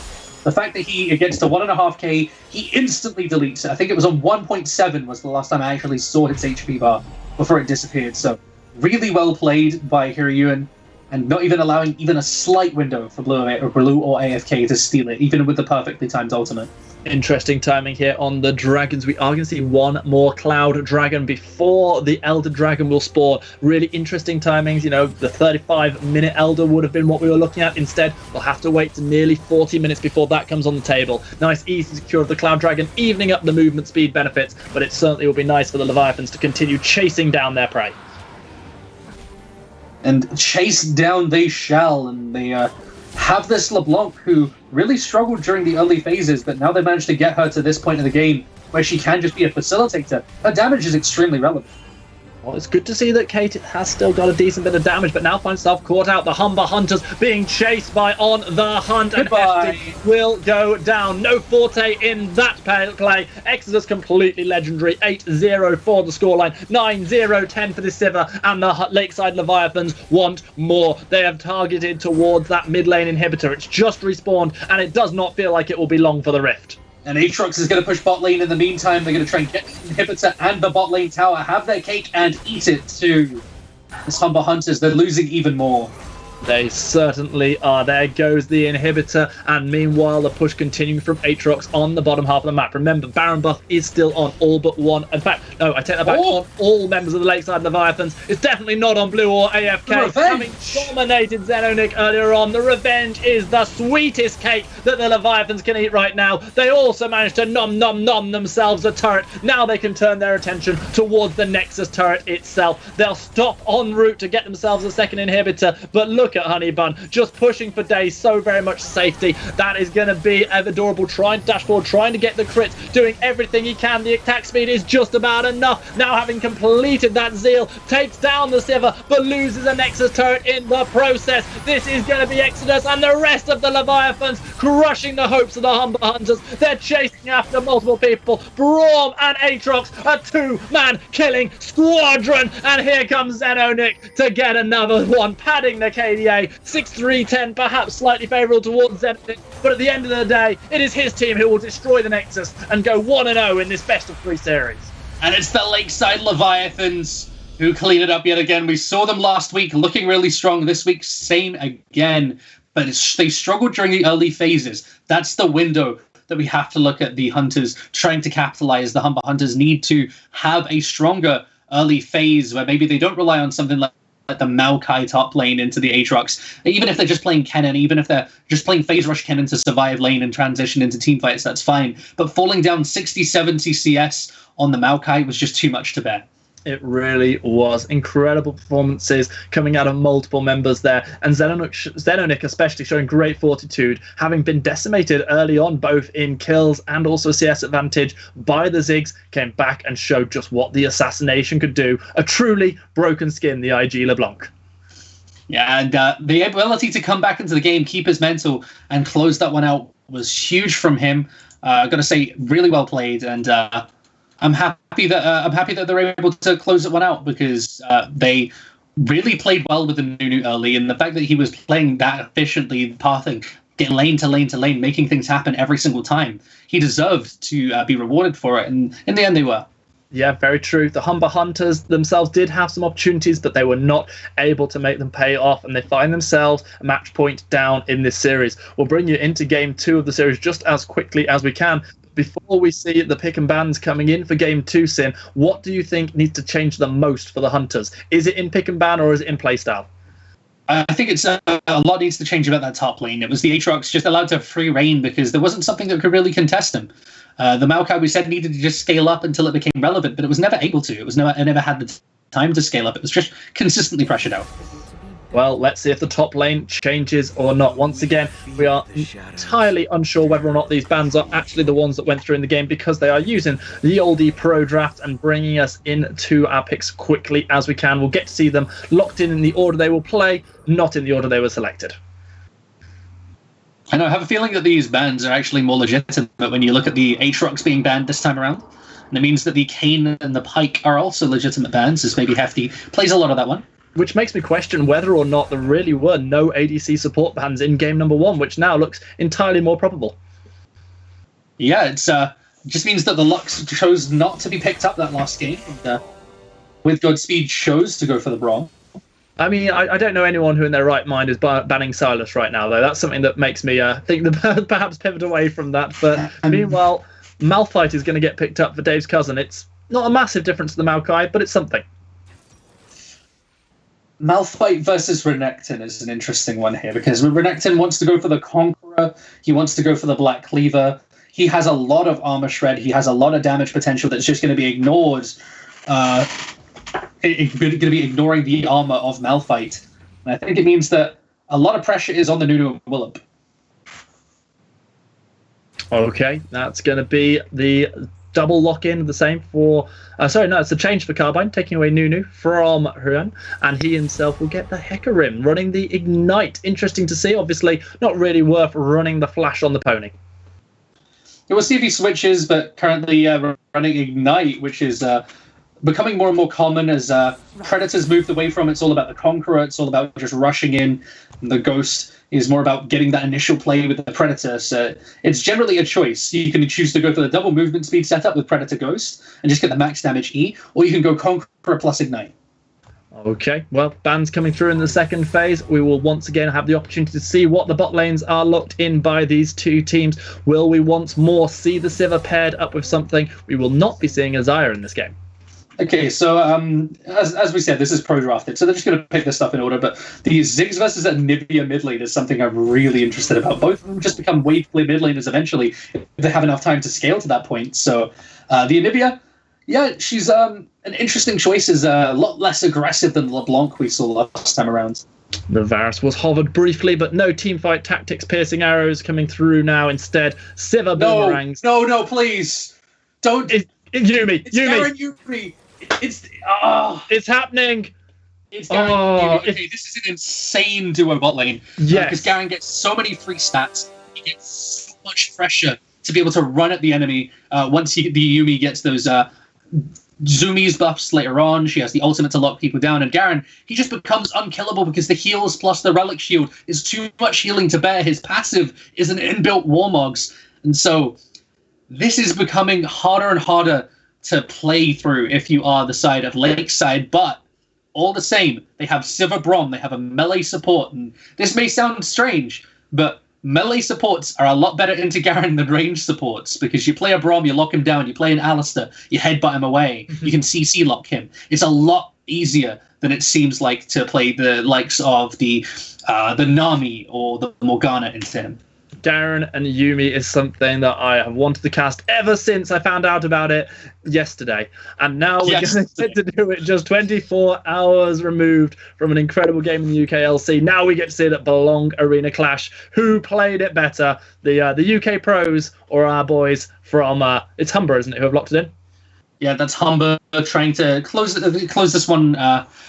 make sure it's not a 2-0, get the 2-1 for themselves, at least, and try and reverse sweep this, but all the same. They didn't show this in the first game. They had this as a backup strat. I'm wondering if they are confident in this or not, if they think that last game was so convincing once we hit the mid-game, we have to do something different this time around. All right, we'll bring you game 2 in just a moment as they jump on to the Rift. Great to see Twitch chat so active today. If you weren't involved in the game that's has been played, spoilers, this is a recorded game, so some people out there do know the result. Do let us know who you think is going to take it based on the drafts, based on the performances so far. Hashtag Humber or hashtag Lakeside. Here we go. We are on to the Rift, and we are going to see it. There it is. Evidorable doing handstands, one-handed handstands at that, on the Garen. What is the voice line? Look, I'm holding the world up, or something like that. Oh god, okay, Kiryu deserves to lose the game. He went 3-part. No jungler ever goes 3-part. This is objectively wrong. The only people in the game who should go 3-part are people who start longsword. You go refillable every game. It's so much more gold efficient. The only reason you ever go 3-part is because I think I'm a terrible jungler and I can't pass effectively. It's going to be too low 8. That's so harsh, but so funny at the same time. Pretty much you in a nutshell, Sif. It's just true. Like, why would you ever go 3-part unless you have insecurity? It's why would you ever first pick Sion? Because you're an insecure player. Oh, here comes the snowball again. This is a familiar scene, but this time it's Carbine who's coming down the snowball, gonna get the knock up onto the Braum, forcing the flash out, and already Garen Yumi gaining some advantages, but it is Evidorable who takes the biggest chunk of health. Flash and heal still available for Honeybun. Will he look to continue the chase? Dash from the Yumi, getting to the safety of the Garen, but that did not quite go as intended for the Humber Hunters, despite burning the Braum's flash. It doesn't seem like they have that much experience with it right now, as Yumi does the correct thing at least, and she jumps out of the Garen to be able to get the Relic Shield proc. The Relic Shield does not proc if Yumi is attached to Garen. It's only when Yumi detaches from Garen that it actually activates. I'm just going to have to pass over to you just for 10 seconds while I deal with just a very small problem on my side. The way that this works is basically the Yumi gets a lot of pressure on her own just from existing as a Yumi. And the Garen just gets so many free stats on top of that it really adds up to be this double gold generation lane with a lot of healing, a lot of sustain, and you can see already that they're actually going to be up on CS once this wave collapses. Sin, I am back. Has the Garen got a pentakill yet? No, not yet, but it looks like he's going to be up on CS now that this wave is hitting the tower. This is a little bit devastating if you are a Sivir Garen, the fact that you can't keep up in CS. Sivir taking a fair chunk of damage coming out of the prancing projectile. You'd think it would be as quite a slow-moving projectile, quite an easy one to spell shield, but Honeybun not finding it that way just yet as we see the dashes in, the whirling damage, and now it's going to be Yumi throwing down auto attacks as well, not jumping back onto Evidorable just yet as we see the junglers clashing around the top side. Scottlcrab, they're going to have top laners and mid laners joining their party as well. Hecarim looking to try and dash on to this Ziggs, who has to burn the flash courtesy of an excellent wall from the Anivia. Yeah, the Ghost for the Flash, a nice wall, like we said. And this is, I believe we've seen this before from Zinanik, because last time he played Anivia, he played extremely strongly as well. Heal was burned there by Sivir just to keep the Braum alive, just about managing to dash to safety, putting the Ignite down as well and getting both summoners out of Hefty. Yeah, Hefty just has the combat summoners though, so shorter cooldown than the Flash, less of a cooldown than the likes of Honeybun Splash. You can end up burning that, and likes of With Godspeed Splash, and now the Nunu coming down. They want this pressure. The knockup is almost certainly going to land onto both members, but they are just under the safety of their turret. Lakeside Leviathans just staying alive. Imagine being a Nunu player and not playing Yeti bot, either of them.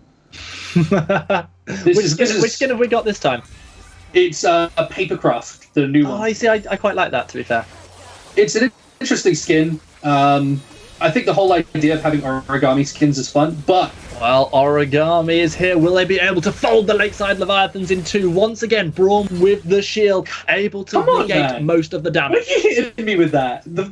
Sorry? Fold them in two. Why are you hitting me with that? Come on. Mean, you know, I like wordplay. What can I say? Oh man, I'm pretty bad with wordplay sometimes too, but oh god, this hurts me. Oh, and in some ways that brings me so much happiness. You like causing me pain, but all the same, the guarantees happens. Yes, we're seeing him constantly low on health, but it doesn't matter because the Yumi's able to just keep him sustained enough, just enough to the point where he can't be engaged on. And even if he is, the zoomies plus the Q, the movement speed is so insane that he's going to be able to get out for free anyway. Honeybun and Evidorable both taking the worst of some of the poke coming down from the opposition. It's just such an evenly balanced game right now. Only 200 gold in it. That going over to Lakeside, courtesy once again of Exodus' CS advantage over Dave's cousin. No massive surprise there when you see a Renekton against a Malphite. I see this issue so often that there's like two people with a support item in bot lane. Yeah, this is in this game. It's the Sona Tarek does the same thing. This whole situation where you've got two support items. But the only way I can see Riot fixing it is the way that Riot do these things. And I'll talk about that later. The pony, the knock into Our pony! He disengages to try and help out his teammate getting the shield, but it's not enough to stop First Blood coming in for Honeybun. Multiple ganks from Carbine did not deliver us First Blood. Hirion shows up, and immediately that's going to be Sivir being the benefit of First Blood gold.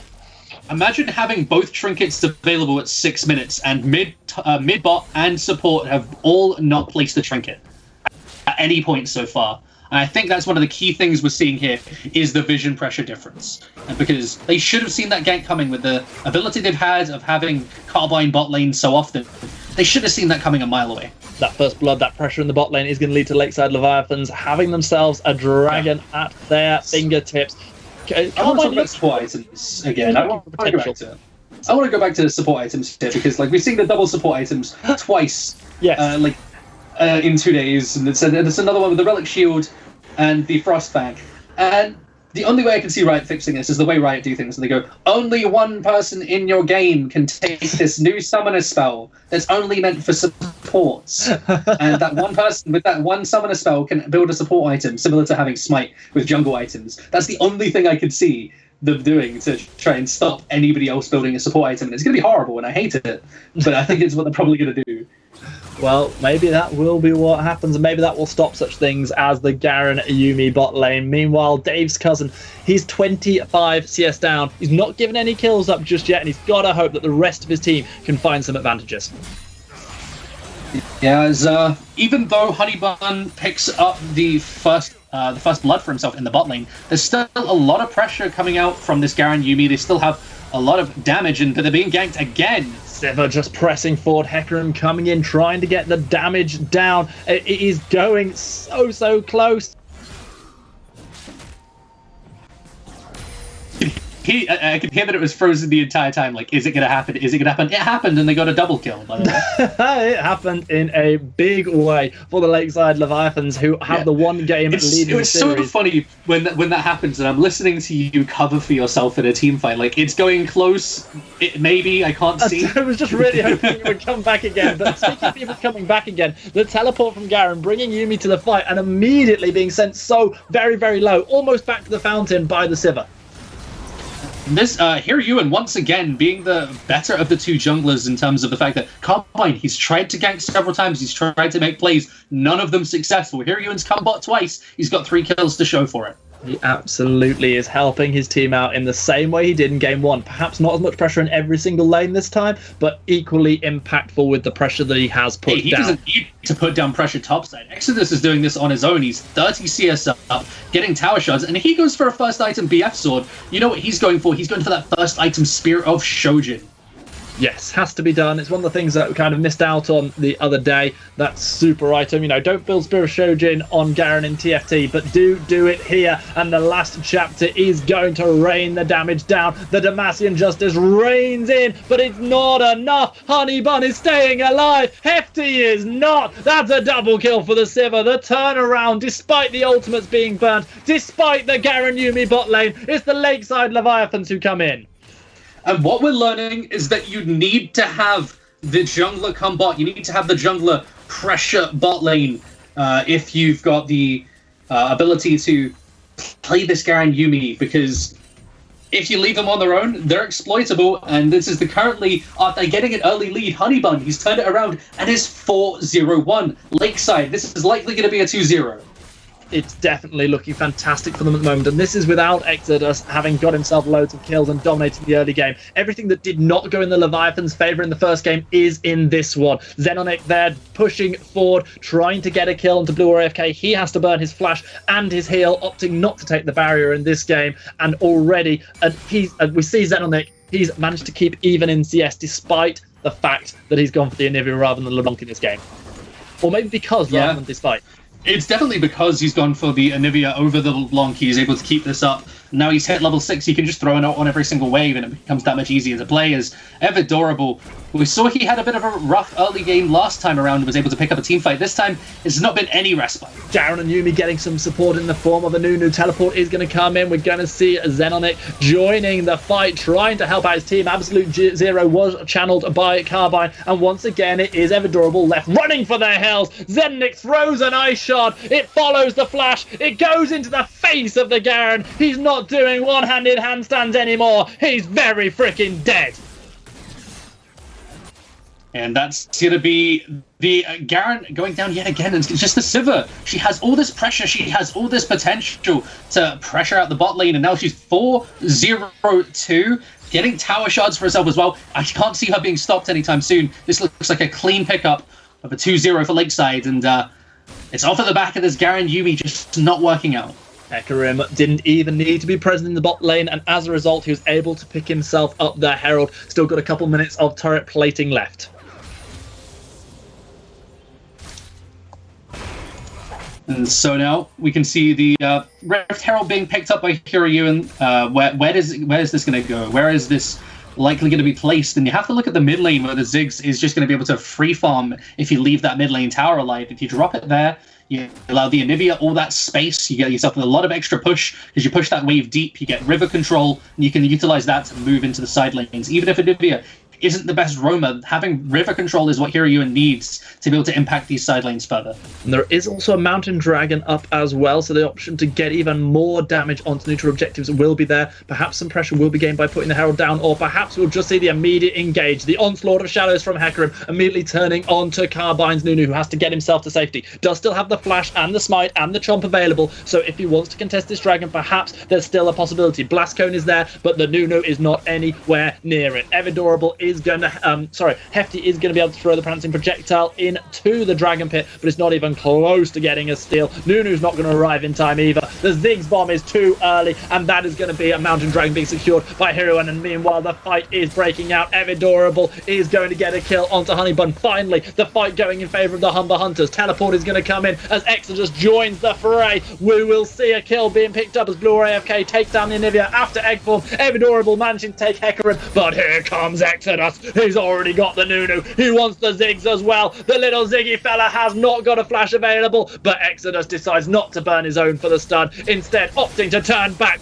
looking for the Garen, looking for the Yuumi. Look at this Exodus. He doesn't take damage, but with Godspeed does. Braum throwing down the shield, dashing back to the Renekton. Renekton still looking for a potential overkill. He teleported in and he wants to get something on the back of it. He gets the Garen. That's all you need to know about that fight. Exodus is a monster. Exodus is huge this game, and it's showing up now. He's got that Spirit Shojin completed. He's doing all this damage. He's got all this CDR, and it's only going to get worse for Dave's cousin in the top lane, who survived the lane this time around, but it's just that Lena picking up kills anyway. In Lakeside, they have a bit of an oopsie whoopsie, but it's cleaned up happily by Exodus, who's happy to be on Janitory with GT. He's just such a shining light for the Leviathans, and regardless of how far they manage to go, you've got to assume he's going to be a threat that teams are going to be scared of having to deal with. He's now got the Spirit Shojin completed on the Renekton. Yeah, it's pretty strong. I gotta say, like, he's gonna become really hard to beat. And the Iceborne Gauntlet is definitely gonna help Dave's cousin, because he's got that CDR, he's got the bonus armor, he's got the slows to try and stop the Renekton being as sticky. But it doesn't matter when Renekton's gonna be able to just play against the Garen in a side lane who's 2 levels lower than him. This is the Garen who's opted into the Black Cleaver first, so he's not even going to be able to do just as much damage as if he'd maybe gone for one of the more aggressive items you usually see out of an ADC. Meanwhile, here comes the Snowball once more, but this time the Snowball is more so in favour of the Leviathans than it is the Hunters. I find it so weird. It's fascinating to see that there are still some tank top lane mains. Like, everybody in top lane right now is playing Aurelia, Riven, Renekton, all this kind of thing, and then you got some guys like, nah, I'm happy with my Malphite. I'm happy just playing Malphite every game, guys. This is fine. Well, I think it also comes down to who you're playing against as well, and I feel like Dave's cousin was doing his very best not to give too much of a lead over. If you're taking a more dueling skill-based matchup, perhaps Exodus could have had even more of a lead if things had gone right. Just like people, what they do in these matchups, instead of playing tanks, what they do nowadays is just play ranged top laners instead, because they're even safer. Like, you play a Nico, Renekton can never engage on you. Well, meanwhile, this is the push continuing in the bot lane. We didn't see the Herald going down that early, but when it did go down, it secured a turret, of course, and now another turret is in danger. Renekton himself managing to get slightly locked down. He's the wrong side of the turret. He has got the Braum to support. The Glacial Fisher is going to get the knock-up onto Garen and to his passenger, Yuumi. The shot down onto Renekton is there as the big bomb comes in. The turret will fall, but will any Lakeside Leviathans drop as well as Evidorable looks to continue his chase? That is not what you want to see. A zoomy old Garen coming towards you. He's already used the ultimate, but the Prancing Projectile will not be blocked by that spell shield. Honeybun running for the safety of the turret, not able to get there, and Evidorable and co absolutely clean up in the bot lane. Meanwhile, Anivir is continuing the push. And finally, the Garen comes online. He had that moment in the bot lane where kill after kill was going towards Honeybun, but finally he's back into the game with the Black Cleaver completed, with the armor stacking up. It's getting a lot more difficult to stop. Oh man, and as we see, finally Evidorable really starting to get on the board now, 4, 5, and 1, and we maybe where we've before been saying RIP to the Hunters' chance of winning this, all we're actually going to be saying RIP to is Sin's sanity, because I have just been given full production go ahead to make as many word puns as I want to per stream. Oh god. That's right. It's happening. I want to give you the kind of idea of the kind of person that gave him this sort of power. And it's the kind of person whose image on both Google Plus and Discord is Tim Curry from Command & Conquer 3. Oh, we love you, Ash. Meanwhile, you know who's getting a lot of love from the Lakeside Leviathans. It is going to be Honeybun. He got chased down a couple of times by Garen, but he's still so very strong. Got the Essence Reaver, got the Zeal already, got those Berserker Greaves, so he's going to be throwing blades for days. And by blades, I mean pizzas. Yeah, spicy pizzas, though. Oh, I was about to say a spicy pizza was coming from Exodus, but it wasn't. He did nothing. Disappoint Exodus. No pepperonis for him today, but we're going to see pressure around this Mountain Dragon, and the fact that they've got these 2 dragons already means that they have the ability to sit on this objective and try and force a fight, because you really don't want to be giving a 3rd dragon, especially a 2nd mountain, against a team that's already playing with an advantage and has an AD carry unlike you. Well, the Lakeside Leviathans are looking for their second Mountain Dragon, as you say, but they're being chased down. Everdorable just immediately running into the team, but Exodus is not afraid. He dashes forward. Oh my God, no. Down the Dominus, and it is just fight after fight in this game, and the Humber Hunters still continue to try and make their way back and try to be relevant, but Exodus is the most relevant of all. Slicing, dicing, everything, nicing. He gets himself one kill, What? but Hefty What's returns the nicing? kill as with Godspeed is going to go down. Supportal combat won by the little kitty cat over the big mustachioed fella. Heroin takes down Everdorable before he can turn around and silence the pony, and now a second Mountain Dragon almost definitely will be secured by the Lakeside Leviathans. This could be their genesis. Never mind Exodus. I got one question to ask after that fight, and it's what the hell do you mean everything nicing? I mean, you know, things went nicely for him. Okay, whatever. We both get one oopsie whoopsie per stream. That wasn't it. That was just wonderful. Yeah, but let's move on. The fact that they pick up the Mountain Dragon for themselves and win the fight, it shows the power of Exodus. Exodus really needs to get to the Black Cleaver. The fact that he's got press the attack over Conqueror is interesting this game because it means he does less true damage in the side lane. He really needs this Black Cleaver to come online because he's struggling to deal damage to both Carbine and Dave's cousin. Once he gets that item, it's going to be a real comfortable situation for him where he can actually 1v1 consistently. He can pressure out Dave's cousin in the side lane, and then they can get towers on their own just by him existing there. They send multiple members to respond, then they lose a fight mid because they're playing against Sivir and Hecarim. Well, that is what the Lakeside Leviathans will definitely be looking to do. But how about the Humber Hunters? Time and again in this series, they found themselves the hunted. What do they need to do to turn this game around, to throw the balance of power in their favour? Well, this Garen is getting towards his Triforce, even though he doesn't have any mana. Obviously, going for the Sheen first is clearly the most important part of that. Not, Got to get the extra damage, even if you don't need the mana. he can go for the double phage items, sure. I mean, I think it's a lot better for him to actually build like the likes of a Sterix Gauge there. But instead, going for the Triforce. But when he hits his item spikes, when he gets to the second, third item, he's still going to be near impossible to kill unless he's the only member of the team that's actually being DPS'd. And if he is, then the Ziggs is getting free DPS. Then the Malphite can potentially land a 5-man ultimate because everybody's trying to pile on the Garen. And it becomes a lot easier to play if he is drawing all those resources. But surely the problem for Blue or AFK in this game is that he's not the massive CS advantage kill lead Ziggs that we saw last time around. Instead, he's not even been able to get to that Rabadon's yet at 21 minutes. It's not quite the same level of strength as he did last game, and with that Seraph's Embrace completed from Anivia, she's actually the one with more power at the moment, and she's stacking up as well because she has that Rod of Ages, only going to get worse from here, and I'm looking forward to seeing what happens when we do see things like the Leandries coming out, because they're getting towers for free. That's mid and bot fall exactly at the same time.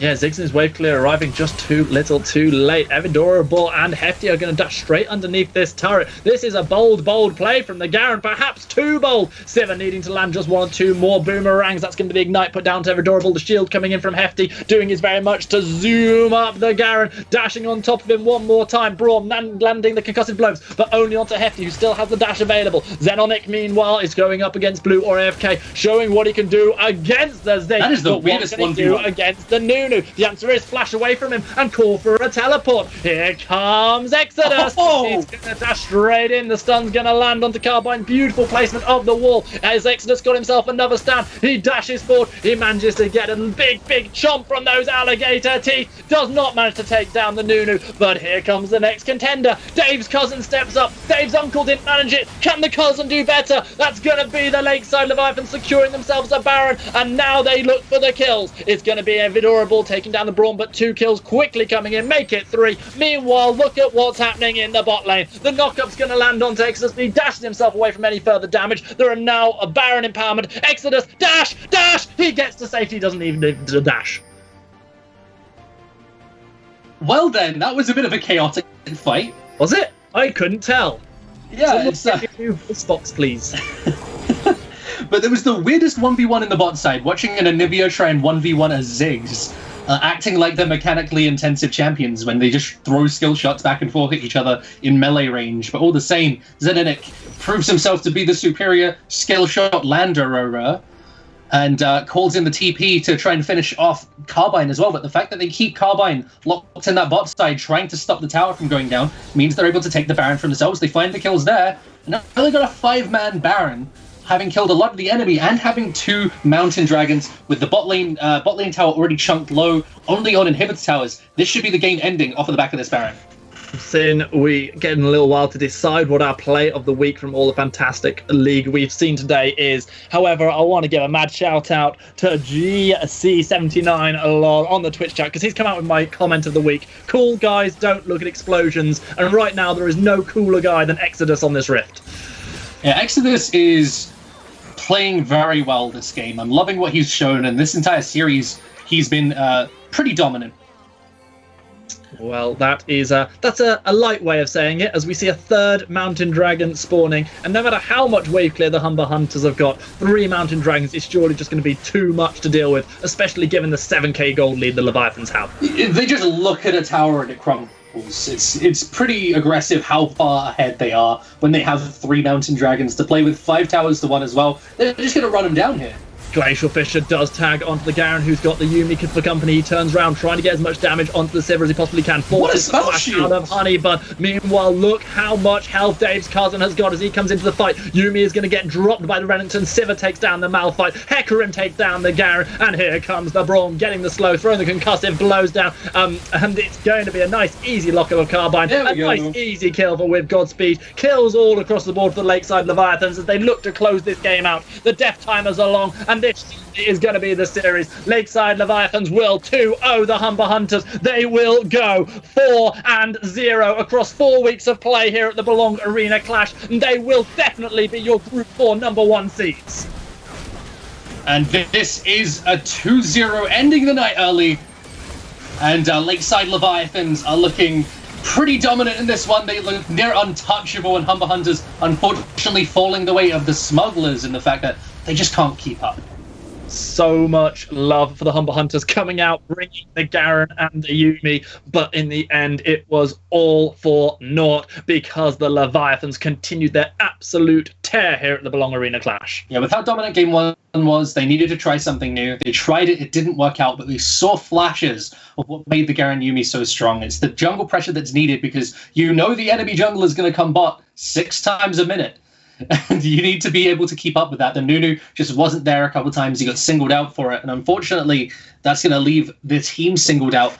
And they're going to lose their first game of the split. Lakeside finishing the group stage 4-0. Yeah, the Humber Hunters, they'll have one more game next week. And if they're to win that and end 3-1, I am pretty sure they will join the Leviathans in qualifying from Group 4. However, only time will tell whether or not that is what the Humber Hunters are able to achieve. Got to ask you for your MVP across this series, though, Sin. It has to be Exodus as the MVP of this series. I know that Hiryuin played really, really well in Game 1. I thought he was the most dominant performer in that first game, even though we saw Exodus get a quadra kill. The Nunu was just more important. But that second game, the Renekton was so clutch, so crucial in all those team fights where they needed him. When the rest of the members were making mistakes, he was the one guy who consistently showed up.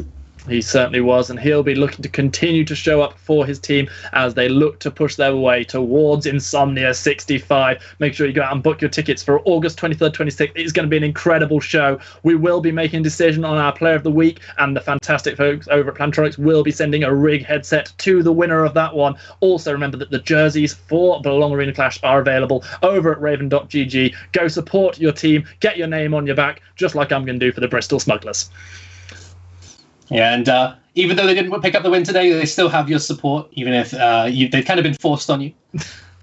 Absolute undying support, whether they want it or not. It's been a fantastic night of League of Legends. Unbeaten teams finally crushed and dynasties starting to be formed. Was this the genesis of Exodus of his teams? The numbers are looking good. I've been Stanley Greyheart Barker. That's Stuart Sin McLeod. Good night.